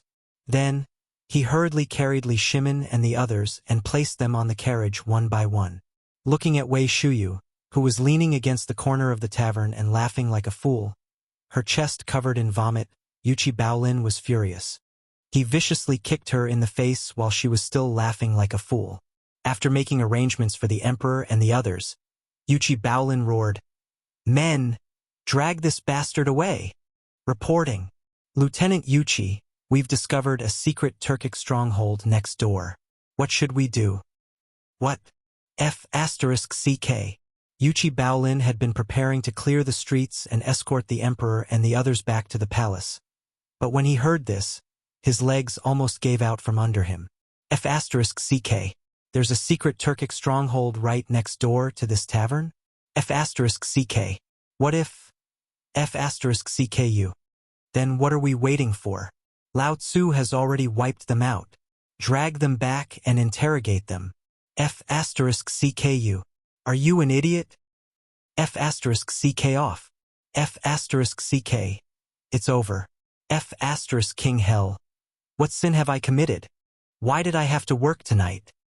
Yuchi Baolin looked up at the sky and sighed. He wanted nothing more than to slap his own mouth. This time, even if nothing happened to the Emperor, he would not be able to escape the beating he would receive when he returned. Even if it was a secret Turkic stronghold right next to the Emperor, he would still die. Yuchi Baolin looked at the darkness sympathetically. He could not help but roar, "Stop hiding! Get the F***king hell out of Lao Tzu. Men, tie these idiots up for Lao Tzu." "Lieutenant Yuchi, what's the meaning of this? We're under orders." Slap. Some of the Imperial Guards protested and struggled, but Yuchi Baolin slapped them with the back of his hand and they fainted. He really wanted to slap these idiots until they fainted. That might save their lives, however. While wishes were beautiful, reality was cruel. Yuchi Baolin glanced at Zhang Feng, who had slipped from the table to the floor, and sighed. Kid, what magic do you have that even the Emperor is willing to treat you as an equal? The gong at 1 in the morning slowly sounded. However, the security of the imperial city was suddenly strengthened countless times in this silence and darkness. It was to the extent that after Chang Yaojin received the secret order from the Tao Empress, he personally led his subordinates into battle and guarded the Emperor and the others as they entered the Taiji Palace. In the palace, Zhang Sun looked at Wei Shuyu, who had been awakened by buckets of water, and shouted with a fierce expression, Wei Shuyu, do you admit to your crimes? Chapter 221. Wei Shuyu's mind was in a mess. He felt like his head was about to explode. He clearly remembered that he had only drunk a little wine. Had Lao Tzu's tolerance deteriorated? However, at this moment, he suddenly heard a voice that terrified him. The Empress. Wasn't the Empress in the palace? What was going on? Wei Shuyu felt as if he was being held up and Yuchi Baolin was whispering something into his ears. Zhang Sun stared at Wei Shuyu speechlessly and waved her hand angrily. Tie him to the pillar at the door and let him sober up. Yuchi Baolin, you said that there's a secret Turkic stronghold next to the tavern? Yuchi Baolin hurriedly replied, Yes, Your Highness. I've already captured the Turkic stronghold and it's underground. I don't care what methods you use, but you must investigate this matter before His Majesty wakes up tomorrow. And old General Cheng. When Yuchi Baolin's men had summoned Chang Yaojin, Chang Yaojin had already found out about the entire situation. Now that he heard the Empress calling him, Chang Yaojin gritted his teeth and feigned ignorance. Your Majesty, let me ask you, are you sure you've already removed the Imperial Guards next to the tavern? Well, I did arrange for some men, but His Majesty was afraid that it wasn't safe and personally replaced the Imperial Guards. Then what's going on? Zhang Sun slammed the table angrily and shouted, Then tell me, what should I do if something happens to His Majesty tonight? What if the Turkic people next to the tavern find out about His Majesty's identity tonight? Your Highness, please calm down. Chang Yaojin threw everything to the Emperor. I don't know about this.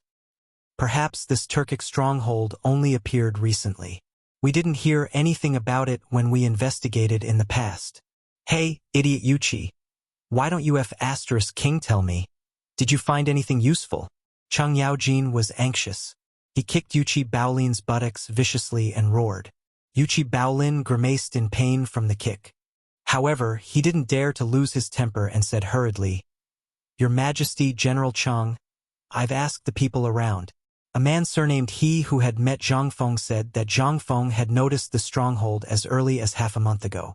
And I also know that this stronghold usually starts its activities as a gambling house after midnight. Since the establishment of the cooperative, very few people have been active on the ground in this stronghold. So, what happened tonight? Probably, didn't spread out. What do you mean by probably? As the commander of the Imperial Guards, you are responsible for this matter. Tomorrow, after His Majesty hands down the punishment, you will go to the Ministry of Justice to receive 30 strikes. Empress Zhang Sun left angrily with a wave of her sleeve. After all, the Emperor still needed to be looked after. It was only after the Empress left that Yuchi Baolin and Chang Yaojin heaved a sigh of relief. Damn it, you little bastard. Why didn't you inform Lao Tzu about this? Chang Yaojin grabbed Yuchi Baolin's ear and roared. It was so painful that Yuchi Baolin almost burst into tears. He was already very unlucky. Now that Chang Yaojin was venting his anger, what else could he say? What did he dare to say? He didn't know what His Majesty would do when he learned about this matter tomorrow. Right now, he had already recorded 30 strikes of the paddle. Damn it! If His Majesty woke up tomorrow. Damn it! General Cheng, stop pulling. It's going to break. If you want to blame someone, blame that bastard Wei Shuyu. It's all his fault. If he didn't inform Her Majesty first and cause her to be furious, how would I know about this? Her Majesty was furious at that time. She thought that since Wei Shuyu was around, nothing would happen. Who knew that bastard would steal wine and drink it? If you want to blame someone, blame him. Fine. Chang Yaojin kicked Yuchi Baolin hard and let go, causing Yuchi Baolin to fall flat on his face. Tomorrow we'll all have to wait to be beaten. Chang Yaojin said something ambiguous and left in a hurry. Yuchi Baolin was left in a mess. The next morning, Zhang Feng shook his head like a bucket and groggily got up from the floor. When he opened his eyes, he was dumbfounded. Was this still the tidy and shabby little tavern? Was this King Thief? He saw that the counter had been dismantled and thrown haphazardly on the floor. The tables and chairs were still intact. But, damn it, who could tell me who drank Lao Tzu's wine? Damn it, that's going to kill me. Zhang Feng squatted on the floor and looked at the half-full jar of wine, rubbing his head hard. He remembered that the counter was still intact at the end last night. Could it be that, in the end, Old Li and the others got drunk and took the alcohol out to drink? But Lao Tzu's quilt. What was going on? Sigh. In the end, Zhang Feng put his hands together and prayed, "Gods and Buddhas, please protect Lao Li and the others and don't drink to death."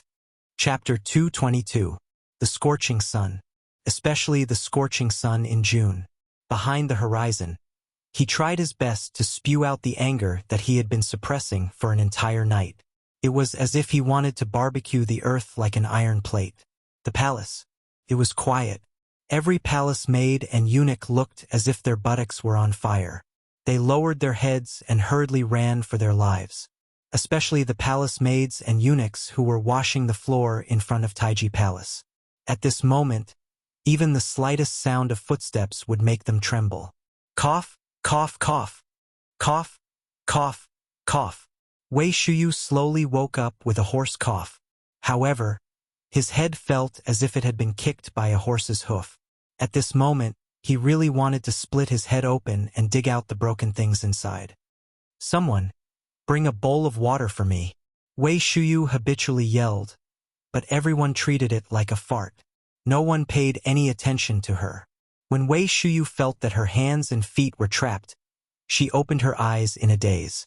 The familiar plaque of Taiji Palace, the familiar palace maids. But who the hell told Lao Tzu? Why was Lao Tzu tied to the pillar? Hey, who the hell tied Lao Tzu to the pillar? Hey, are you King deaf? CK. After shouting a few times, Wei Shuyu's throat hurt even more. Seeing that everyone was ignoring him, he finally realized that something was wrong. What did Lao Tzu do last night? That's right. Didn't I accompany His Majesty to the tavern yesterday? What the hell, why am I here? Finally, Wei Shuyu panicked. At this moment, a playful voice came from behind him. Yo, you're awake? Master Wei, it's Master Wei. You're drunk and still want Lao Tzu to serve you. TSK. Awesome. Zhang-sun, dressed in a white robe, slowly chewed a weed in his mouth. He looked at Wei Shuyu and shook his head. Looking at him, Wei Shuyu really wanted to tear his mouth apart. But now he had to admit defeat. Otherwise, who the hell would know what was going on? Zhang-sun, what's going on? Whoa, don't you know what's going on? Zhang-sun moved closer to Wei Shuyu as if he had discovered something interesting. How was the wine last night? Even better than the wine in Windward? Wine, right? Wei Shuyu remembered. Last night, he had been guarding the drunk emperor, Fang Xinling, Du Ruhui, and his father. In the end, he seemed to have found some good wine, and then, gulp! On Wei Shuyu's forehead, large drops of cold sweat could not help but emerge. With a sobbing tone, he asked, Master Zhang-sun, please stop fooling around. Tell me what's going on. Also, what happened to His Majesty and the others? You only think of His Majesty now? Grandson Wei, you've King caused Lao Tzu so much trouble. At this moment, Yuchi Baolin, who was being carried, walked over with his buttocks sticking out in pain. Looking at Wei Shuyu made him angry. 30 planks. Not even a single one. Damn it, he would not be able to walk for at least half a month. Damn it. It's all this grandson's fault. The more he thought about it, the angrier he became. Yuchi Baolin pointed at Wei Shuyu and shouted, "Damn it! You can't drink horse piss. When was yesterday? Were you a F***king servant? A servant drinking. Why did you F***king hide and drink? Are you F***king stupid? Why did you call someone back to tell the Empress? Damn it! If it weren't for you, would Lao Tzu have been beaten?" Yuchi Baolin felt extremely wronged. He pointed at Wei Shuyu, who was still in a daze, and scolded him. Wei Shuyu was dumbfounded. There was only one last sentence left in his mind. Damn it, it's over. This time it's all F***king over. Thud, thud, thud. However, at this moment, a series of clanking sounds rang out. Yuchi Baolin was so frightened that he hurriedly urged the eunuchs carrying him to run away. Zhang Sun also picked up his spear from the ground and stood in front of Wei Shuyu with a solemn expression, looking straight ahead. "Brother, please restrain your grief. On this day next year, I'll burn paper money for you. By the Empress' decree, I'm bringing this guilty official, Wei Shuyu, for an audience. It's over." When Wei Shuyu heard this, his eyes rolled back and he fainted. Seeing this scene, Zhang Sunchong was stupefied. Damn it! Was the wine too strong? Or was this grandson too good at pretending? Damn it! But he did not dare to think too much. The Empress' personal guards were here. How could he dare to fart? He obediently slipped away after they took Wei Shuyu away. He did not dare to provoke the Empress at this time, even though she was his aunt, because his aunt liked to take revenge on her relatives. On the other side, outside the bedchamber, Wei Zheng, Fang Xianling, and Du Ruhui knelt in a row. They hung their heads and looked at the group of palace maids and eunuchs in a daze. These were all people who used to be so arrogant. The sun did not rise from the west today. What was going on? Why were they all kneeling outside the emperor's bedchamber? But they did not dare to ask. They were afraid. At this moment, Zhang Sun Wuji came out of the emperor's bedchamber with a strange expression. He squatted on the ground and looked at the four people. He shook his head and sighed. "The Empress summoned you. Everyone, you're awesome." Chapter 223. In the Emperor's chamber, Li Shimin rubbed his swollen head. Even though the palace maids were massaging his head and the imperial physicians were administering acupuncture, the aftereffects of being drunk still made him feel nauseous. At this moment, Empress Zhangsun was sitting on one side, staring coldly at the four of them. "Prime Minister Wei, you're an old man. Tell me, how should this crime be punished?" How could Wei Zheng not know this? But how should he treat it? He had a headache. When he was outside, he heard that Wei Shuyu had been tied to a pillar outside Taiji Palace by the Empress for a whole night because of her negligence of duty last night. Until now, he still didn't know what she had done. "Your Majesty, this Prime Minister Wei and the others..." Li Shimin wanted to say something. But when he saw Zhang Sun Wugo's cold face, he could only shrink his neck and stop talking. This scene made Wei Zhang and the others feel a toothache. The only person who could plead for mercy now didn't dare to speak. What could they do? Wei Zhang couldn't help but grit his teeth and bow. "Your Majesty, it was this old subject's fault for being greedy yesterday and causing His Majesty to be in danger. According to the laws of the great Tang, we should be beheaded." Fang Xianling, Du Ruhui, and Zhang Sun Wuji, who was standing on the side and pretending not to see, couldn't help but tremble. This old man. "Damn you, you still have the temper of a donkey at this time? Can't you say something soft?" Good, good, good. Zhang Sun Wuji, you're the Minister of Justice. What do you think about this?" Zhang Sun Wugo was really angry. If they had just given in, this matter would have been over. After all, the juniors had already been punished, and all she wanted was an explanation. The emperor was hung over, and there was a Turkic spy by his side. She wanted an explanation so that she could deal with the mouths of those in the royal court. But she didn't expect Wei Zheng, this stubborn old man, to be so stubborn at this time. Zhang Sun Wuji was very depressed. He cupped his fists and said, "Reporting to the emperor and empress, if this matter was under normal circumstances, it would indeed be beheaded according to the law. But this is different." "Oh, how is it different?" Li Shimin asked with a wave of his hand before Zhang Sun and Wugo could speak. However, he had forgotten about the silver needles on the back of his hand. When he waved his hand, he instantly felt an intense pain, causing the corner of his mouth to twitch. Zhang Sun Wugo glared fiercely at Li Shimin. "Reporting to your majesty. Prime Minister Wei and the others are accompanying His Majesty on an errand. Moreover, they are going to a tavern to meet Brother Zhangfeng. Drinking is inevitable. Moreover, they are here to thank Brother Zhangfeng for his advice, which helped His Majesty take control of the economic lifeline of the Tang dynasty. How can we not congratulate him on such a happy occasion?" Seeing Zhang Sun Wugo frowned, Zhang Sun Wuji sighed inwardly. "Old guys, you have to remember this favor for Lao Tzu." Thinking of this, he said again, "This is a happy occasion. As the saying goes, people are in high spirits during happy events, so it's inevitable to drink too much. Moreover, the emperor has already arranged everything. Who would have thought that Wei Shuyu would get drunk while on duty? This is the crux of the problem." Hearing this, Wei Zheng's eyebrows twitched. "Val Spawn, do you want to kill your father? Drinking on duty, and with such an important task, you actually got drunk." Wei Zheng's vision darkened, and his whole body shook. Li Shimin glanced at Wei Zheng. Seeing that Zhang Sun Wugo was still a little angry, he couldn't help but comfort her. "Empress, this is Zhen's mistake. Zhen forgot that we were outside the palace, and this time we didn't go to see Zhangfeng. We met Zhangfeng's brother by chance at the city gate, and Zhangfeng met Prime Minister Du and Prime Minister Fong for the first time, so your majesty doesn't even care about your own life. You just want to drink until you're drunk? This, Empress, aren't Zhen fine?" "Haha, fine? How do you expect this concubine to deal with the imperial harem? How will His Majesty answer to the court officials? Has His Majesty thought about all this?" The anger that Zhang Sun Wugo had already suppressed surged up once more. "Do you know? Just next to the tavern, there's an important Turkic stronghold. If Yuchi Baolin didn't go early, think about the consequences. What do you want this concubine to do?" "Woo-woo." As she spoke, Zhang Sun Wugo actually started crying.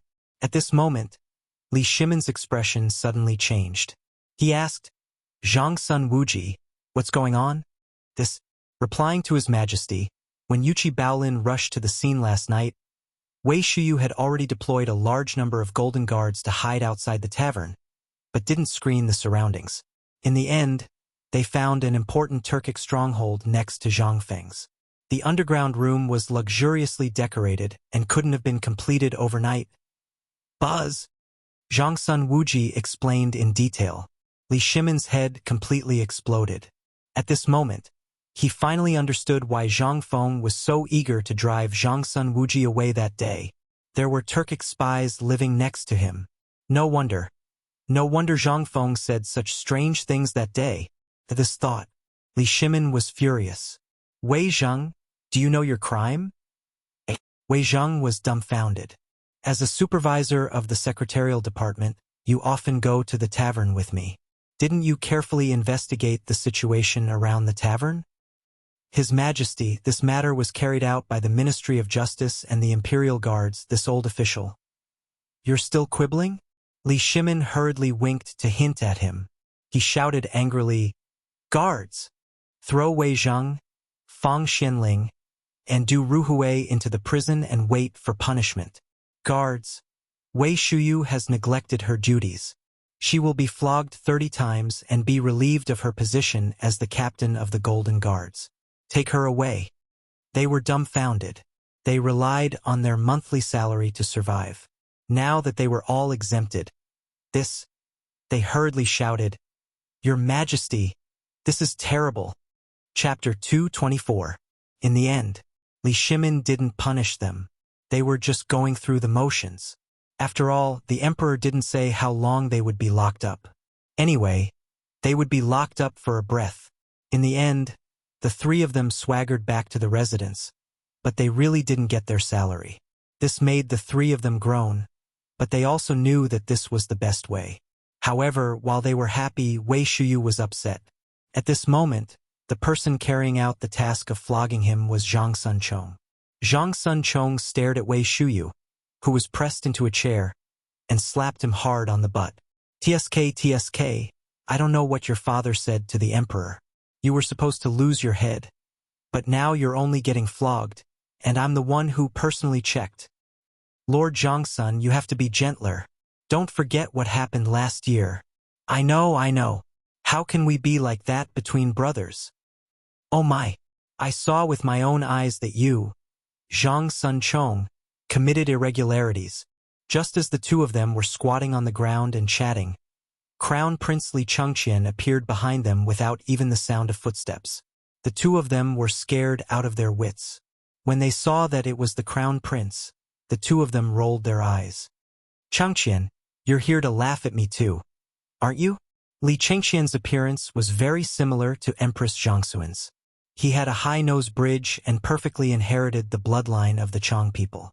As for his dignified eyes, although he was only 17 years old, he gave off the aura of an emperor from head to toe, raising his originally handsome appearance to another level.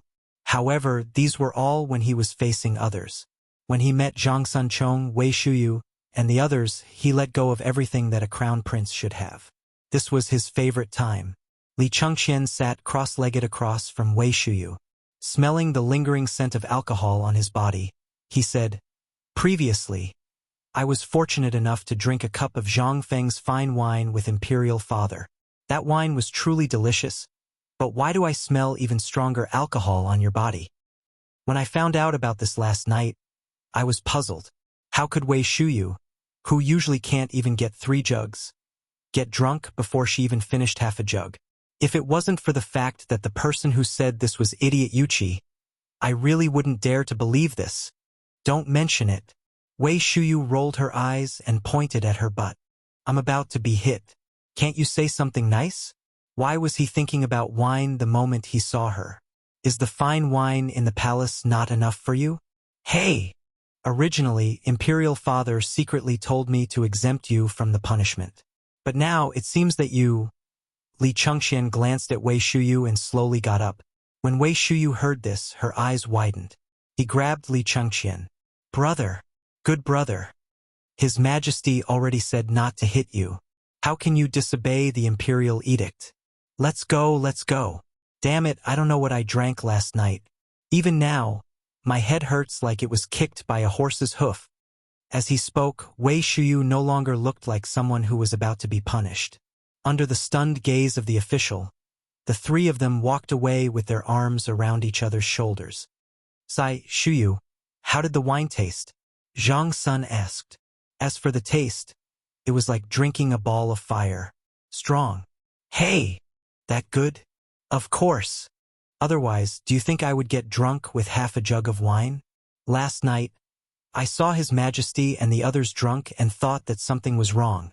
So I personally went to taste it to verify the authenticity of this wine." Wei Shuyu sighed. He basically leaned on Li Chengqian and Zhang Sun, allowing them to carry him out of the harem. As they walked, the three of them chatted casually. "Shuyu, I also secretly drank that wine once.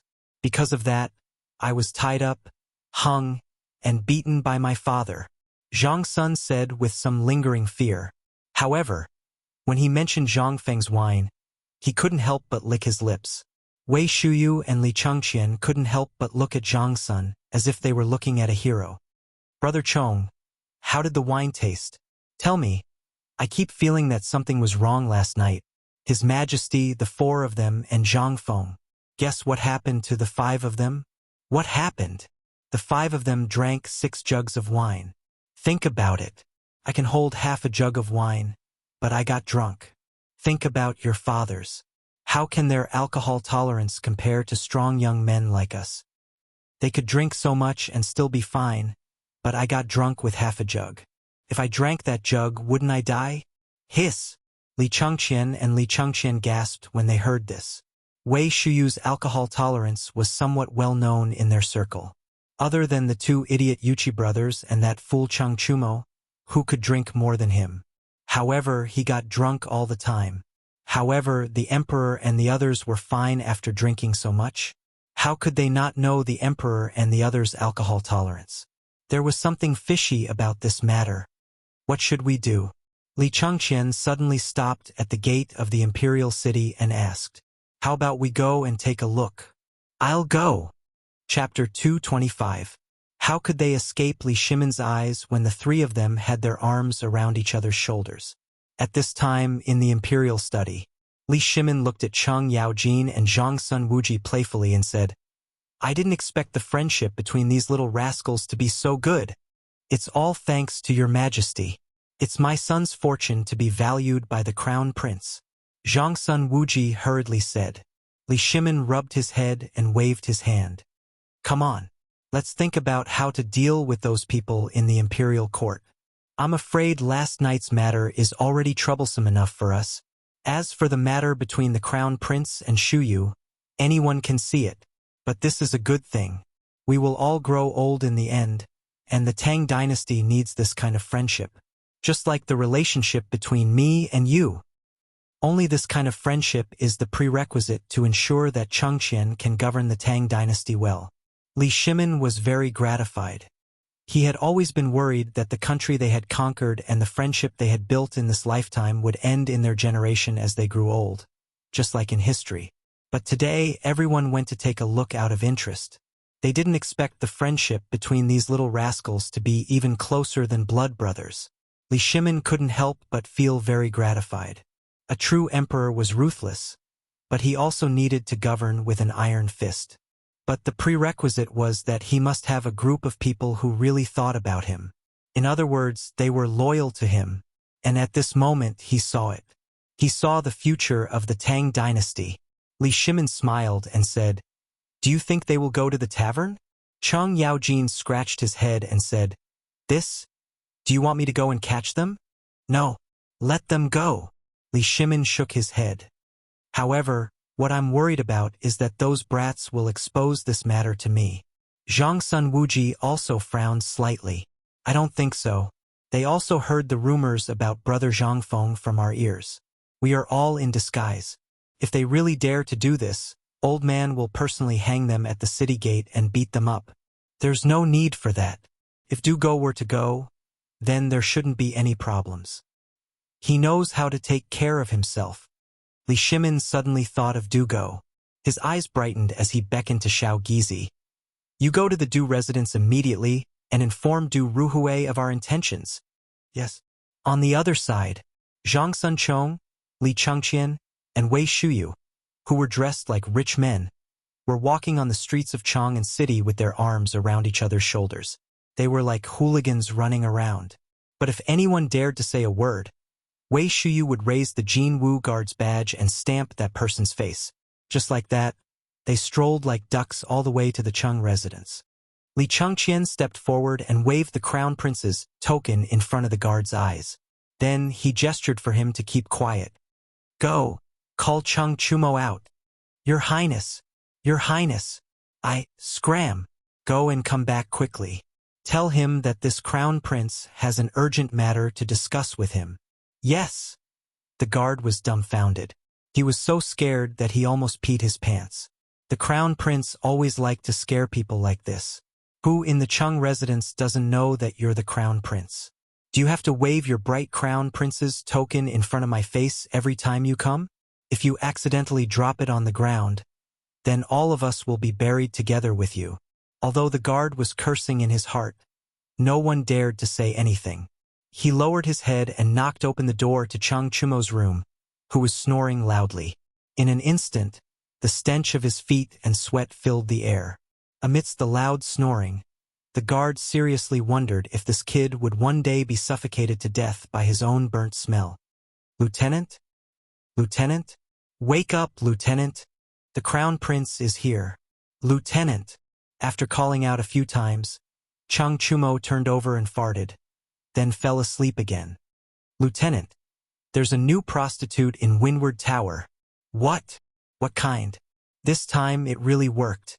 As soon as he heard about the new prostitute, Cheng Chumo sat up and rubbed his eyes. The guard was speechless. "If I didn't say that, you wouldn't be sleeping until tomorrow morning. It's not Windward Tower. The Crown Prince is looking for you. The Crown Prince. When Cheng Chumo heard this, he smacked his lips, rolled his eyes again, and fell asleep again. Tell Li Chengqian that I was on duty last night, so I don't have time to serve him now. Tell him to scram. Oh, what if this Crown Prince invites you to drink good wine? Do you want to go? Brother will take you to drink good wine. At this moment, Li Chengqian's voice sounded from the door. As soon as he heard the voice, Cheng Chumo turned over and continued to sleep with his head covered. Zhang Sunchong and Li Chengqian covered their noses. They wanted to enter, but in the end, they couldn't resist his overwhelming stench. In the end, they still compromised. Go, go, go, let's go to Zhang Feng's little tavern. Go if you want. Who wants you to freeload? Let's go, Zhang Sunchong. Let's go find idiot Yuqi and drink good wine at the little tavern. Little tavern? Zhang Feng? Wine? Eh, this isn't the wine that my father hid like a treasure? Zhang Feng, damn. It's him. In an instant, Cheng Chumo woke up. He didn't even wear his shoes and suddenly roared, "You two bastards, stop right there." Oh. Chapter 226. On the main street of Chang'an, it was the busiest time in the market. At this moment, everyone was talking about what had happened last night. In front of a tea stall, someone seemed to be speaking in a low voice, but in fact, his voice was not soft at all. Have you heard? Last night, a large number of imperial guards suddenly conducted a carpet search in the East Market.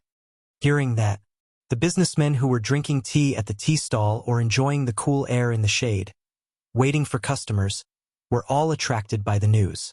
Who doesn't know about this? Last night, someone knocked on my door.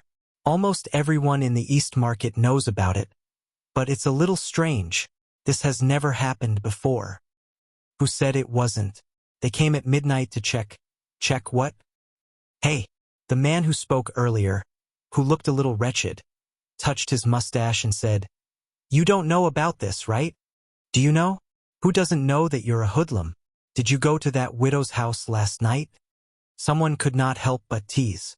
Caused a burst of laughter. Obviously, this man's reputation was not very good.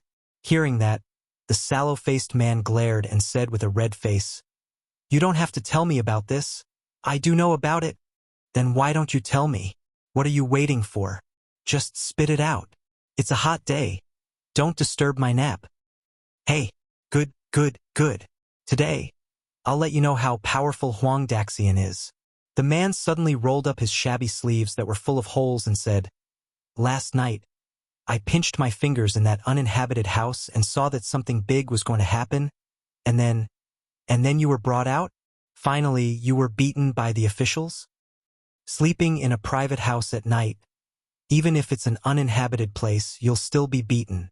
Huang Daxian, did you really hear something last night? Get lost. A bunch of vulgar people. Old man is a disciple of Longhu Mountain. The old man was slaying demons last night. Everyone curled their lips when they heard that. This guy could use this trick to deceive foreign barbarians in Chang'an. But what about them? When Huang Daxian saw that everyone had lost interest, he became anxious and decided to stop pretending. I saw the Jin Wu guards last night. His words instantly attracted everyone's attention. Even Li Chengqian and the others, who were sitting at the stall and chatting with their heads lowered, were attracted to the scene. Everyone could not help but look at Wei Shuyu. Yesterday you... Don't ask me, go ask idiot Yuqi. That guy must have messed up the place again last night. Wei Shuyu curled her lips and said disdainfully. He threw out a few copper coins and roared, "Huang Daxian heir. Come. Tell me what happened last night. Otherwise, Lao Tzu will break your eyes." Huang Daxian looked at the clanking copper coins on the table and instantly beamed with joy. "Thank you, sir." He happily put the money into his pocket. At this time, Huang Daxian was even more confident. He looked disdainfully at the surrounding people who were faintly trying to run away. Look at him. Cough. Last night, I saw the Jinwu guards and the Imperial guards on the street behind Anning Square. They caught a rat next to the small tavern opposite Lao He's stall. Everyone was used to calling the Turkic spies rats. At this time, Wei Shuyu finally understood why the Empress was so angry. So, this motherf asterisk her, the Emperor got drunk right under the nose of the Tujua spies? When she thought of this, Wei Shuyu felt a chill run down her spine. What the hell? Guess what happened next? Where did the soldiers find more than 30 Hu ladies? There were more than 10 women from the Tang dynasty. Their figures, their looks, even the most famous courtesan in Chang and city can't compare to them. Sigh. It's a pity that, in the end, those soldiers took advantage of them. Huang Daxian was talking excitedly, but he didn't notice that when he said this sentence. The people who originally wanted to leave all ran away. Even the boss of the tea stall ran away. Huang Daxian took a sip of tea and was about to continue talking when he found this strange scene. He couldn't help but be stunned and turned his head slightly. At this time, he found that the young people who gave him the money were actually the tyrant of Chang and City? Pudong. Grandpa Chung. I'm wrong. Chang Chumo's name was resounding throughout the city. If he wore the armor, he would be the most handsome guard in Chang and City. If he took off his skin, he would be one of the 4 stubborn bullies in Chang and City. Chun Xiaoya. How could Huang Daxian not know this? At this time, Huang Daxian's whole body was trembling. Chang Chumo's face was as black as the bottom of a pot. Get out. Get out of Lao Tzu's face. Motherf asterisk her. If you let Lao Tzu see you lying in Chang and City again, Lao Tzu will break your 3 legs. Thank you, Grandpa Chen. While talking, Huang Daxian ran away scared witless. After that, everyone couldn't help but burst into laughter. I didn't expect Chun Xiaoya's reputation to be as big as before. Get out. Wei Shuyu's reputation is good? And Chong Zi you motherf asterisk her. Shut up Lao Tzu's mouth. Chang Chumo was very depressed. He was one of the 4 stubborn tyrants, but why did everyone recognize him? It didn't make sense. If it wasn't for waiting for that stupid Dugo, who the hell would be willing to stay here and suffer such humiliation?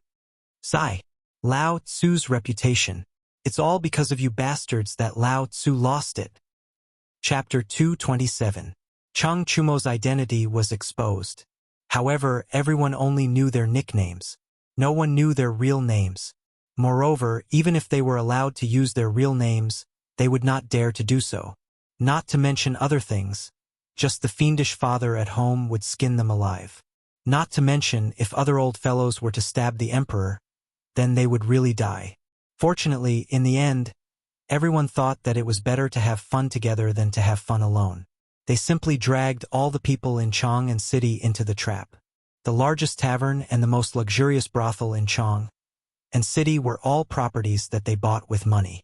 Therefore, these places became the gathering places of these stubborn people. In this regard, even if the ministers knew about this, when they saw that their good-for-nothing son was among them, they could only pinch their noses and accept it. Even Wei Zhang, who was known as the human mirror, did not ask about Wei Shuyu's matter under his wife's cries. He only said that if anyone dared to use the Wei family's name, he would cut them off. In this way, this group of stubborn people grew bigger and bigger. In the end, even the crown prince, Li Chengqian, was foolishly led into the trap. This time, this group of people became even bolder. As long as they were not seen by the stupid Yuchi's father, who was in charge of the curfew, anyone who saw them would have to bow their heads. However, even so, they did not completely drag everyone down with them. For example, Dugo. He was a fool who was determined to be the sage of Confucius. He had a big flat face all day long and a stubborn temper, so he had a nickname in the stubborn world of Chang and City. Dugo. He was so stubborn all day long that he did not find it annoying. There were a few times when everyone coaxed him out, helped him enter the brothel, and even gave him the most beautiful girl for a night. They did not expect this guy to personally complain to everyone's father. Son of AB asterisk TCH. You've eaten your fill and now you're playing the blame game? Everyone was angry. After being beaten, the crowd did not like him very much anymore. He could do whatever he wanted.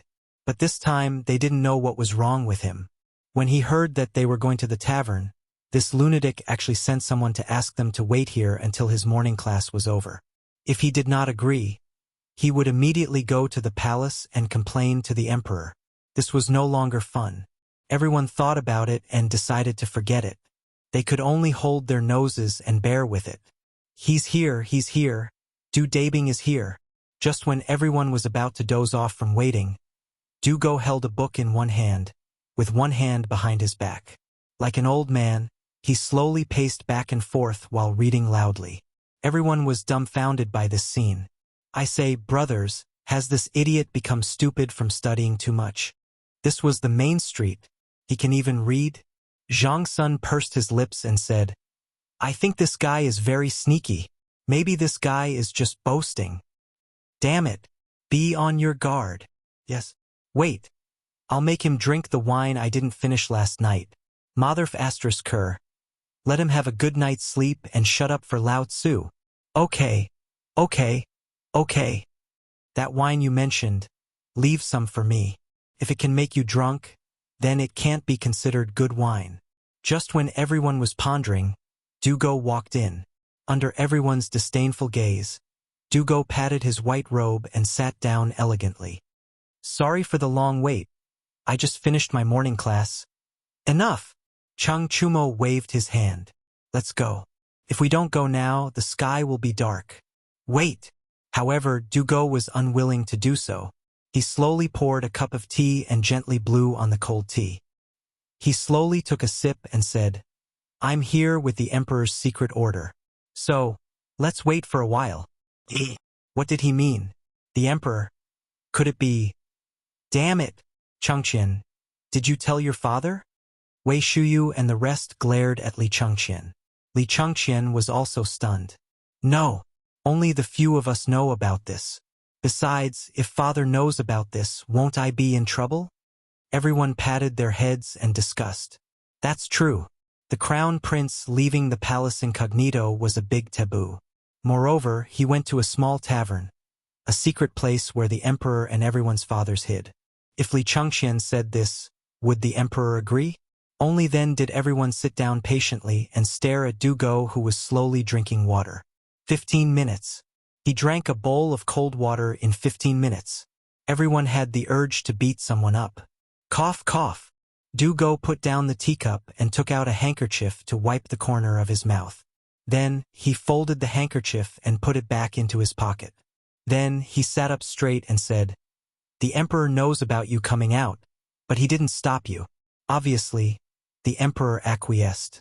However, the emperor specifically asked me to supervise you. Do you know why? Everyone rolled their eyes. Dugo continued, This time, we must ensure that our identities and our father's identity will not be exposed. Then we must do. After that. And everyone fainted. Everyone was seriously wondering if this guy had caused him to fall ill by chanting scriptures like he was chanting scriptures. Wei Shuyu even hugged her head and buried it on the table. Her entire body was trembling. This showed how scary Dugo's nagging was. In the end, everyone used various methods to automatically filter out Dugo. Don't listen. Don't listen. Chapter 228. Zhang Feng was very tired.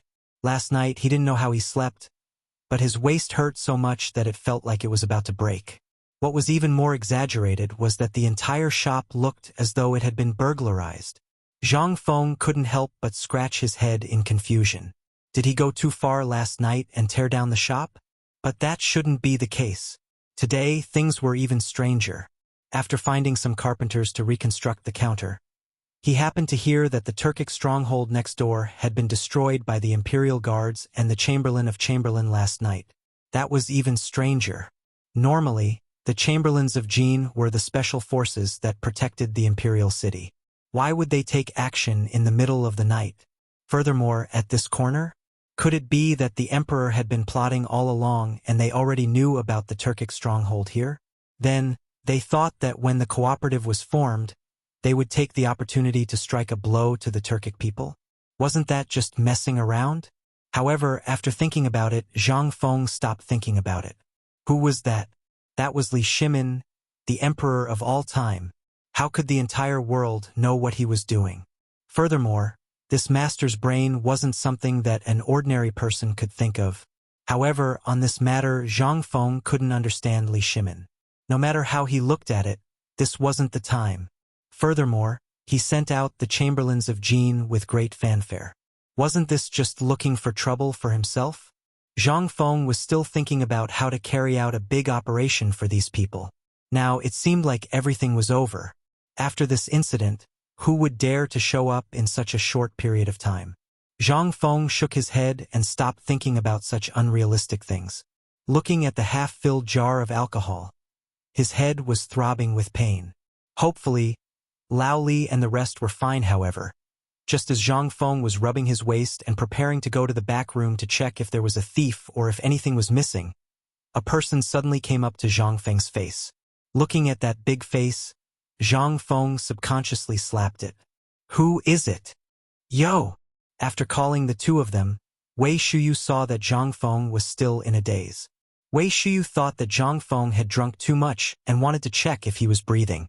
However, she was inexplicably slapped. This time, both Wei Shuyu and Zhang Feng were stunned. It's you. Zhang Feng finally recognized the owner of this big face. Aren't you Lao Li's bodyguard? Did something happen to Lao Li? Wei Shuyu pouted. My father's surname is Wei. Guess who I am? Old Wei? You are Old Wei's son? Zhang Feng was dumbfounded. Old Wei's son was Lao Li's bodyguard?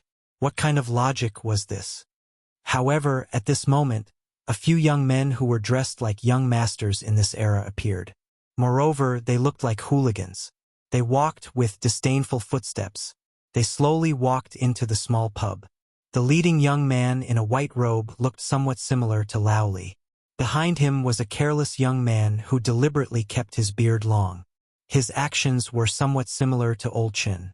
As for the rest, you are... Li Chengxian gave a fist salute. Brother Zhang Feng, I am Lao Li's son. You can just call me Li Gon. Lao Tzu and your father call each other brothers. You call me brother. What would your father think if he knew? At this moment, Wei Shuyu stepped forward and introduced to Zhang Feng. Hey, brother Zhang Feng. This silly fellow is Old Chen's precious son. Chen Tinyu. This is that sour scholar Old Du's son, Du Dabing. This is Old Sun's son. You can just call him Buggy. At the end, Wei Shuyu introduced Li Chengxian heavily. This is our god of fortune. Lao Li's precious son, Li Gon. Old Wei is my father. You can just call me Weizi. What kind of monster was this? Was this even a person's name? However, one should not slap a smiling face. Moreover, these were all Lao Li's precious sons. Zhang Feng gave a fist salute. I am Zhang Feng. Come. You are a guest. Have a seat. I am going to prepare some good dishes. Let's eat and drink? That would be great. Cheng Chumo laughed heartily. The slap made Zhang Feng's eyes roll violently. He was almost sent away. This slap made Zhang Feng feel as if a heavy hammer had hit his shoulder. What the hell was this? Was he swinging a sledgehammer at a construction site? The corner of Zhang Feng's mouth twitched. After a while, he finally calmed down. Cheng Chumo and the others acted as if they did not see it. After hearing Zhang Feng's words, their eyes were already looking around the small tavern. Brother Zhang, do you have the kind of wine he drank last night? He drank it. Zhang Feng did not react. He pointed to the counter and said, The wine is all there. Take whatever you want. I will prepare some dishes to go with the wine. As he spoke, Zhang Feng slipped away. He was a little afraid of Chen Tinyu. That F***king slap could kill someone. He did not know what this guy ate when he grew up. His slap was so strong. However, although he was depressed, Zhang Feng also had a lot of questions to ask them. He hurriedly prepared some dishes to go with the wine. In the tavern, Wei Shuyu and the others were squatting on the floor. They did not want any wine. They were just looking for half a jar of wine. Why? Wine that could make Wei Shuyu drunk? They had to try it first. If they did not drink such good wine, what else could they drink? After a long time, they finally found half a jar of wine in a hidden compartment under the counter. Everyone gathered together and smelled the pungent aroma of the wine. Everyone was almost drooling. Even Du Go, who had a look of disdain on his face, was unable to sit still. He stretched his neck and looked at the jug of wine. Seeing that, Wei Shuyu hurriedly pulled out a bowl and filled it with wine. Resisting the urge to feel dizzy from smelling the wine, she handed the wine bowl to Du Go. Go, this bowl of wine is a toast from us brothers to you. Drink it. Everyone looked at Du Go eagerly. Li Chengxian even said directly, we might have to drink to our heart's content today. So, Brother Du, this bowl of wine is a toast from me to you. When Du Go heard this, even the crown prince offered him a toast. Drink.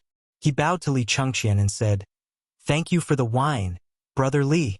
As he spoke, he raised his neck and downed the wine. That's alcohol. You can't drink it. Chapter 229. Zhang Feng was carrying a large tray of meat. Just as he lifted the curtain, he saw Du Go drinking with his head tilted back. But when he smelled the smell in the air, he instantly realized that something was wrong. Just as he was about to shout, a bowl of wine went down Du Go's stomach. This time, Zhang Feng's eyeballs almost popped out. He clearly remembered that the alcohol was hidden in the secret compartment under the counter. This was something he had been praising for a long time. It was prepared to be used in emergencies. And this thing was very difficult to get. Basically, it took 10 caddies of wine to extract less than 1 caddy of it. Last night, half a jar was drunk. His heart was aching. Now that he saw this group of idiots drinking alcohol instead of wine, how could he not be angry? He hurriedly snatched the alcohol from Wei Shuyu's hand and said, this is alcohol. You can't drink it. Brother Zhang Feng, you must be joking. This wine, is very strong. It's good wine. Du Go was dizzy from drinking. At this moment, his face was as red as a monkey's butt. He laughed foolishly and wanted another bowl. Zhang Feng's face turned green. If he were to drink this, he would really die. He hurriedly hid the wine jar behind him and said, I have a lot of wine here. You can drink as much as you want. Just treat it as my treat. You can't drink this thing. Brother Zhang Feng, you're wrong. Why can't we drink such good wine? You're not kind. You can't bear to part with such good wine. Faced with the words of Chang Chumo and the others, Zhang Feng shook his head like a rattledrum. He explained, do you know why this thing can't be drunk? Let me tell you, this is not wine at all. It was extracted from the wine. A jar of wine can only make about half a bowl. Do you know how long I've kept this jar? This is the best anti-inflammatory medicine for treating illnesses, especially for treating external injuries and infections. Let me tell you, Zhang Feng was about to explode. After explaining for a long time, this group of idiots finally understood why they couldn't drink it. However, Chang Chumo was dumbfounded. Brother Zhang Feng, I have something to say, but I don't know if I should say it. Speak. We're all brothers. What's there to hide? This wine, alcohol. You said that a jar can only produce half a bowl. Then, you said that drinking too much will kill people. I heard that big idiot Wei drank half a jar last night. How is he fine? What did you say? Say that again? Zhang Feng was dumbfounded. He asked anxiously. Chang Chumo was also dumbfounded. He was shocked by Zhang Feng's reaction and hurriedly said, last night, big idiot Wei saw that you were all drunk. So he came in to carry you back. However, he was greedy and said that he drank half a jar of wine. Here, the one in your hand was found by him today. Zhang Feng went crazy. He looked Wei Shuyu up and down and even pried open his mouth to look at him for a long time. This doesn't make sense. What's going on? Is this guy's physique too good? Or is my alcohol level not high enough? Like a fool, Wei Shuyu was also dumbfounded. He allowed Zhang Feng to fiddle with his body for a long time. Then he asked timidly, Brother Zhang Feng, this thing, I really can't drink it? I really can't drink it. But, you weirdo, why is nothing wrong with you? TSK. Awesome. You're really awesome. I'm still wondering if Lao Li and the others were drunk last night and secretly drank it. I'm still worried about whether something will happen to them. So it's you. Awesome. TSK. I didn't expect you to dare to drink it. Aren't you afraid of drinking it to death? Boo-hoo. Wei Shuyu broke down. Damn it. Who said that Lao Tzu is fine? From last night until this afternoon, Lao Tzu was tied to a pillar to sober up. I was F*King wondering what kind of alcohol this is. Why is it so strong? It's not F*King alcohol. If it's not alcohol, why did you put it here? You made me neglect my duty. I don't know if my father will skin me alive when I go back tonight. Zhang Feng was dumbfounded. He looked at Wei Shuyu and clicked his tongue in amazement. Awesome. What an awesome person. Awesome drinker. You're awesome. Zhang Feng did not expect Wei Shuyu to have such a big reaction. In the end, he thought that maybe this guy was still drunk, or maybe he was really afraid that his father would beat him up. Zhang Feng patted Wei Shuyu's shoulder and said, Brother, don't worry. You're alive and kicking now, aren't you? This means that you can hold your liquor well. Look at Du Dabing. He's already in his dreams. Come, come, come. Zhang Feng pointed at Du Go, who was sprawled on the bench like a dead dog, and pulled everyone to a table. Then, he took a few jars of low-alcohol content wine from the counter and said, Come, come, come, brothers. Let's drink to our heart's content today. This is good alcohol. The other masters stared at the alcohol in Zhang Feng's arms and swallowed their saliva. Zhang Feng pretended not to see and put the alcohol back into the hidden compartment on the counter. Then, he took a few jars of good alcohol from the wine cabinet and said, Although the alcohol content is low and not as strong as alcohol, this is definitely good alcohol. You won't die from drinking it. Alcohol content? What's that? Li Chengqian's eyes flashed as he asked. He felt that he had heard this new term from his father. Now that he heard it again, he could not help but want to find out more about it. Hi. Actually, it's the content of the alcohol. In other words, it's the level of the alcohol content. Take a look.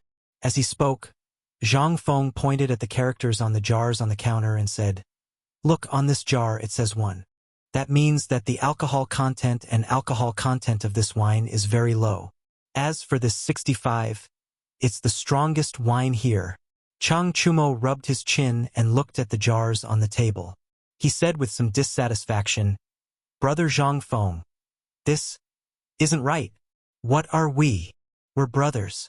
Although this is the first time we've met, we're still brothers. Have you never heard of my name before? What titles? Zhang Feng asked subconsciously. If the Chang and winery doesn't come, I won't fall. The 4 demon kings of Chang and are us. As he spoke, Chang Chumo and the others couldn't help but puff out their chests. And Wei Shuyu was among them. Zhang Feng understood that this guy wanted to drink strong alcohol. Zhang Feng smiled and patted Wei Shuyu's shoulder. Kid, I've been worried for the whole day. You're awesome. I thought that someone who drank half a jar of alcohol would probably die. But seeing how energetic you are today, fine. Awesome drinker. I'll treat you to the strongest alcohol. Chapter 230. Wei Shuyu almost wanted to find a place to bury her head in. She would be laughed at by this group of people for the rest of her life, right? However, when she turned to look at Du Go, he straightened his back again. Didn't you see that Du Go had drunk an entire bowl of wine? At least I drank half a jar of alcohol. That's not much better than Du Go's. Well said, Brother Zhang Feng. Drink the strongest wine. Let's be the strongest brothers. Okay. Come. Let's drink to our heart's content today. Cheers. Everyone cheered. Zhang Feng could not help but become bold. He simply took off his shirt, revealing his shriveled upper body, and competed with everyone with a jar of wine. However, after 3 big mouthfuls of wine, Zhang Feng could not hold on any longer. He hurriedly surrendered. He looked at this group of fierce people who drank wine like it was water with some horror. His mouth was open so wide that an egg could be stuffed in. At this moment, he finally understood why Mr. Jin Yong wrote so much about the heroes of ancient times in his works. This F*King wine was really drinking water. This belly. This was more vigorous than the fierce people in the future who drank 10 bottles of beer in one breath. This was 65% strong wine. Zhang Feng's head hurt. He did not care about wine at all. What was wine? Wine was a bastard. He could just make more wine after drinking it. However, if this person drank too much, he would not be able to account for it. He hurriedly stopped everyone. Drink slowly. No one is fighting with you. There's a lot here. If it's not enough, I still have 10 jars in my backyard. It's my treat today. Drink slowly. When everyone heard that, they put down the wine jars in a daze. In fact, they could not hold on any longer.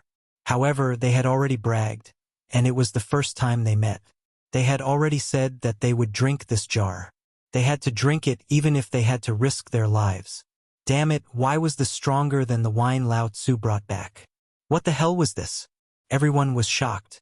Feeling dizzy, they looked at each other stupidly. Even Li Chengqian, who was considered refined when drinking, was a little dizzy at this moment. Come. Don't just drink. Let's eat. Come and have a taste of our food. The last time Lao Li brought back the cocoons. Did you eat them well? All right. Guess what happened to me after I ate half a kilo of it last time? Cheng Chumo drank too much. While chewing on a piece of pig intestine, he hooked his arm around Zhang Feng's neck and showed it off. Zhang Feng was also interested and asked, "What happened in the end?" Him? Brother Zhang Feng, let me tell you. Zhang Sun was also amused. He patted Zhang Feng's shoulder, and Zhang Feng stumbled and fell onto the table. Zhang Feng almost couldn't catch his breath. Li Chengqian hastily supported him and patted him on the back. Only then did he manage to catch his breath. I say, your hands. Why do you have so much strength? Zhang Feng was speechless. Zhang Sun smiled apologetically and hurriedly said, Brother Zhang Feng, this brother, I didn't know your body was so weak. Didn't you eat that delicious food? I ate it. Then why is your body so weak? Why don't I ask someone to send you a few 100-year-old ginseng some other day? Okay. Lao Li was Lao Li after all. He was too stingy. Zhang Feng took Li Chengqian's hand and said, Good brother, you're much more generous than your father. I didn't know you had 100-year-old ginseng at home. Brother, let's not talk too much. Let's toast to this. Li Chengqian's face twitched. He wanted to slap himself. If he had known that his father didn't mention this, he wouldn't have pretended to be pretentious and gave this to Zhang Feng. This was a gift prepared for the retired emperor. He had spent a lot of money to get this. He thought that his father would allow it, which meant that he had tacitly agreed to give it to him. But now he said it out of carelessness. He couldn't take it back now. Li Chengqian closed his eyes and gulped down a bowl of wine. At this time, Zhang Feng looked at Zhang Sun and asked, Continue. Didn't you say that Chun Tiniu ate half a kilo of locust eggs? Then what? Hey! This grandson almost sent away a newly arrived concubine. Did you know? He almost went to court. If it wasn't for the godly doctor who made his father pay a fine of 3,000 strings of coins to marry that Hu Ji as his concubine, he would probably still be in jail. Cheng Chumo's face turned red, but he still held his head high and said, Bug, are you jealous? Jealous of my ability in that area? Get lost. Who the hell is like you? Impatient as a monkey. You don't know how to be gentle at all. Lao Tzu is ashamed to be called one of the 4 big bullies with you. Hee. I think you're jealous. After the few of them talked about this and that, they began to talk to the spy with red faces and thick necks. Li Chengqian just shook his head and chatted with Zhang Feng. Brother Zhang Feng, I've seen your calligraphy. Did you also write the words on this wall? Li Chengqian looked at the words on the wall. He asked, This is what I wrote when I was drinking with old Sun when I was bored. Randomly? I don't think so. Li Chengqian shook his head and murmured, Drinking wine, don't stop drinking. I'll sing a song with you. Please listen to me. Bells, drums, and jade are not expensive. I hope you'll be drunk forever. Since ancient times, sages have been lonely. Only those who drink leave their names. 5 flowers, horses, and 1,000 gold cloaks. I'll exchange them for good wine, and with you, I'll share the worries of eternity. What kind of artistic conception is this? Brother Zhang Feng, can we talk about this poem? Chapter 231. Zhang Feng waved his hand. What's there to talk about this poem? It's just something I casually recited after drinking. Now you want me to talk about this poem? Goodbye. However, Li Chengqian was not having it. He continued to ask, how can someone who can make such a poem be careless? Do you know that those poems of yours have been framed by my father as an heirloom to be passed down? Li Chengqian shook his head and stared at Zhang Feng curiously. Brother Zhang Feng, tell me the truth. How many more poems do you know? Do you know that during the Dragon Boat Festival, there will be a poetry gathering in Chang'an City? If you're willing to go, the top courtesan of Chang'an City, Jingshu, who no one has ever had the chance to get close to, will. Poetry gathering? Jingshu? Zhang Feng was a little dizzy. It's okay to play around, but you want me to go to a poetry gathering? He knew how crazy the poetry gathering in the Tang dynasty was. Basically, many young ladies from noble families would attend that poetry gathering.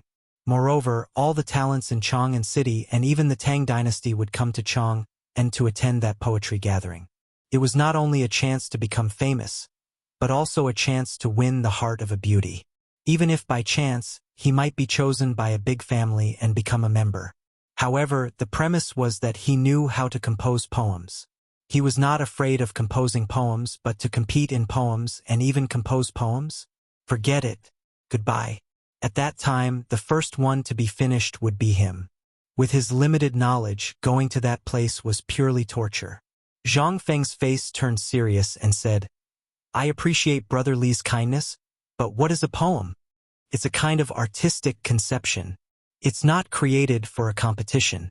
Otherwise, what's the use of it? It's a knife to kill, the source of hatred. If Brother Li is really doing it for my good, don't mention it again. I don't want to increase the sin of killing because of poems. Li Chengqian was dumbfounded. How did this poetry gathering turn into a sin of killing? But when he thought about it, it was quite interesting. Zhang Feng's poems were too shocking. If he were to appear, then wouldn't those poor students who wanted to fight for a better tomorrow return in disappointment? In that case, wouldn't their future be ruined? Wouldn't they be unable to recover from the setback?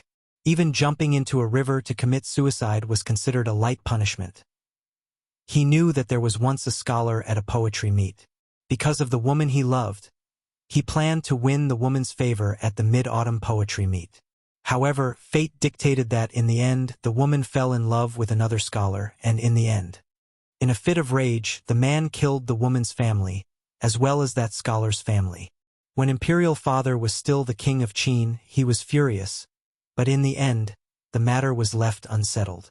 At this moment, Li Chengqian was filled with emotions when he heard Zhang Feng mention it. Forget it. Brother Zhang Feng's concept is something we can't compare to. What concept? At this moment, a few drunkards who were drunk came up. With a strong smell of alcohol, they hooked Li Chengqian and Zhang Feng and started to drink. I say, are you two here to watch a good show? Didn't we say that good brothers should share weal and woe together? We've already drunk a big jar, no. You guys have to make up for it. Yes. Me, Buggy, and Idiot Wei have already finished. You two shouldn't slack off. Otherwise, Lao Tzu's fist won't be merciful. Zhang Feng's eyelids twitched. Fine. He couldn't afford to offend these two. If this fist came down, he would most likely die. Come. Let's do it.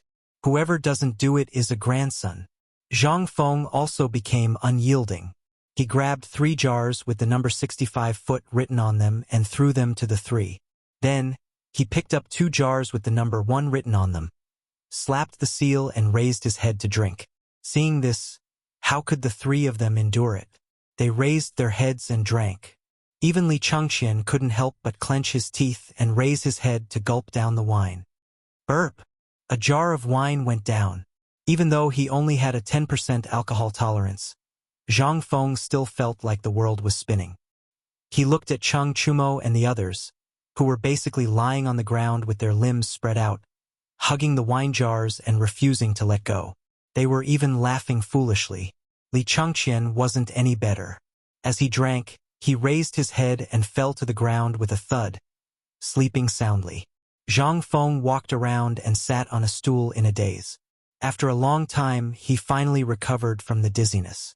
But when he saw the people sprawled all over the ground, he couldn't help but have a headache. Last night he got Lao Tzu drunk. Now, in broad daylight, he got his son drunk. Lao Li and the others wouldn't beat him up with a big club, right? Thinking about it, Zhang Feng hurriedly got up and bolted the door. Only then did he heave a deep sigh of relief. But what should he do with the people on the ground? What if they tore down the shop again?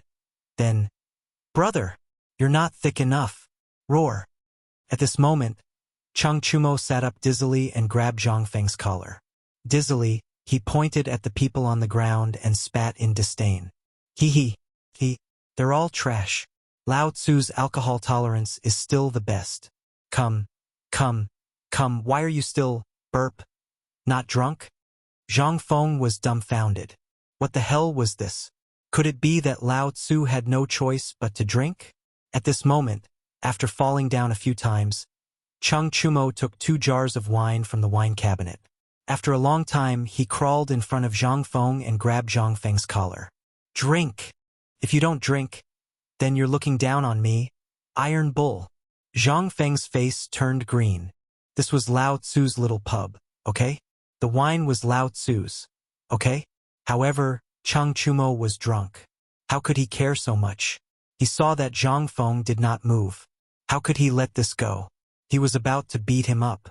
Zhang Feng gritted his teeth and looked at the word "one" written on the jar of wine. He made up his mind and roared, "Drink! Damn it, if you don't drink, then you're looking down on me, Zhang Feng.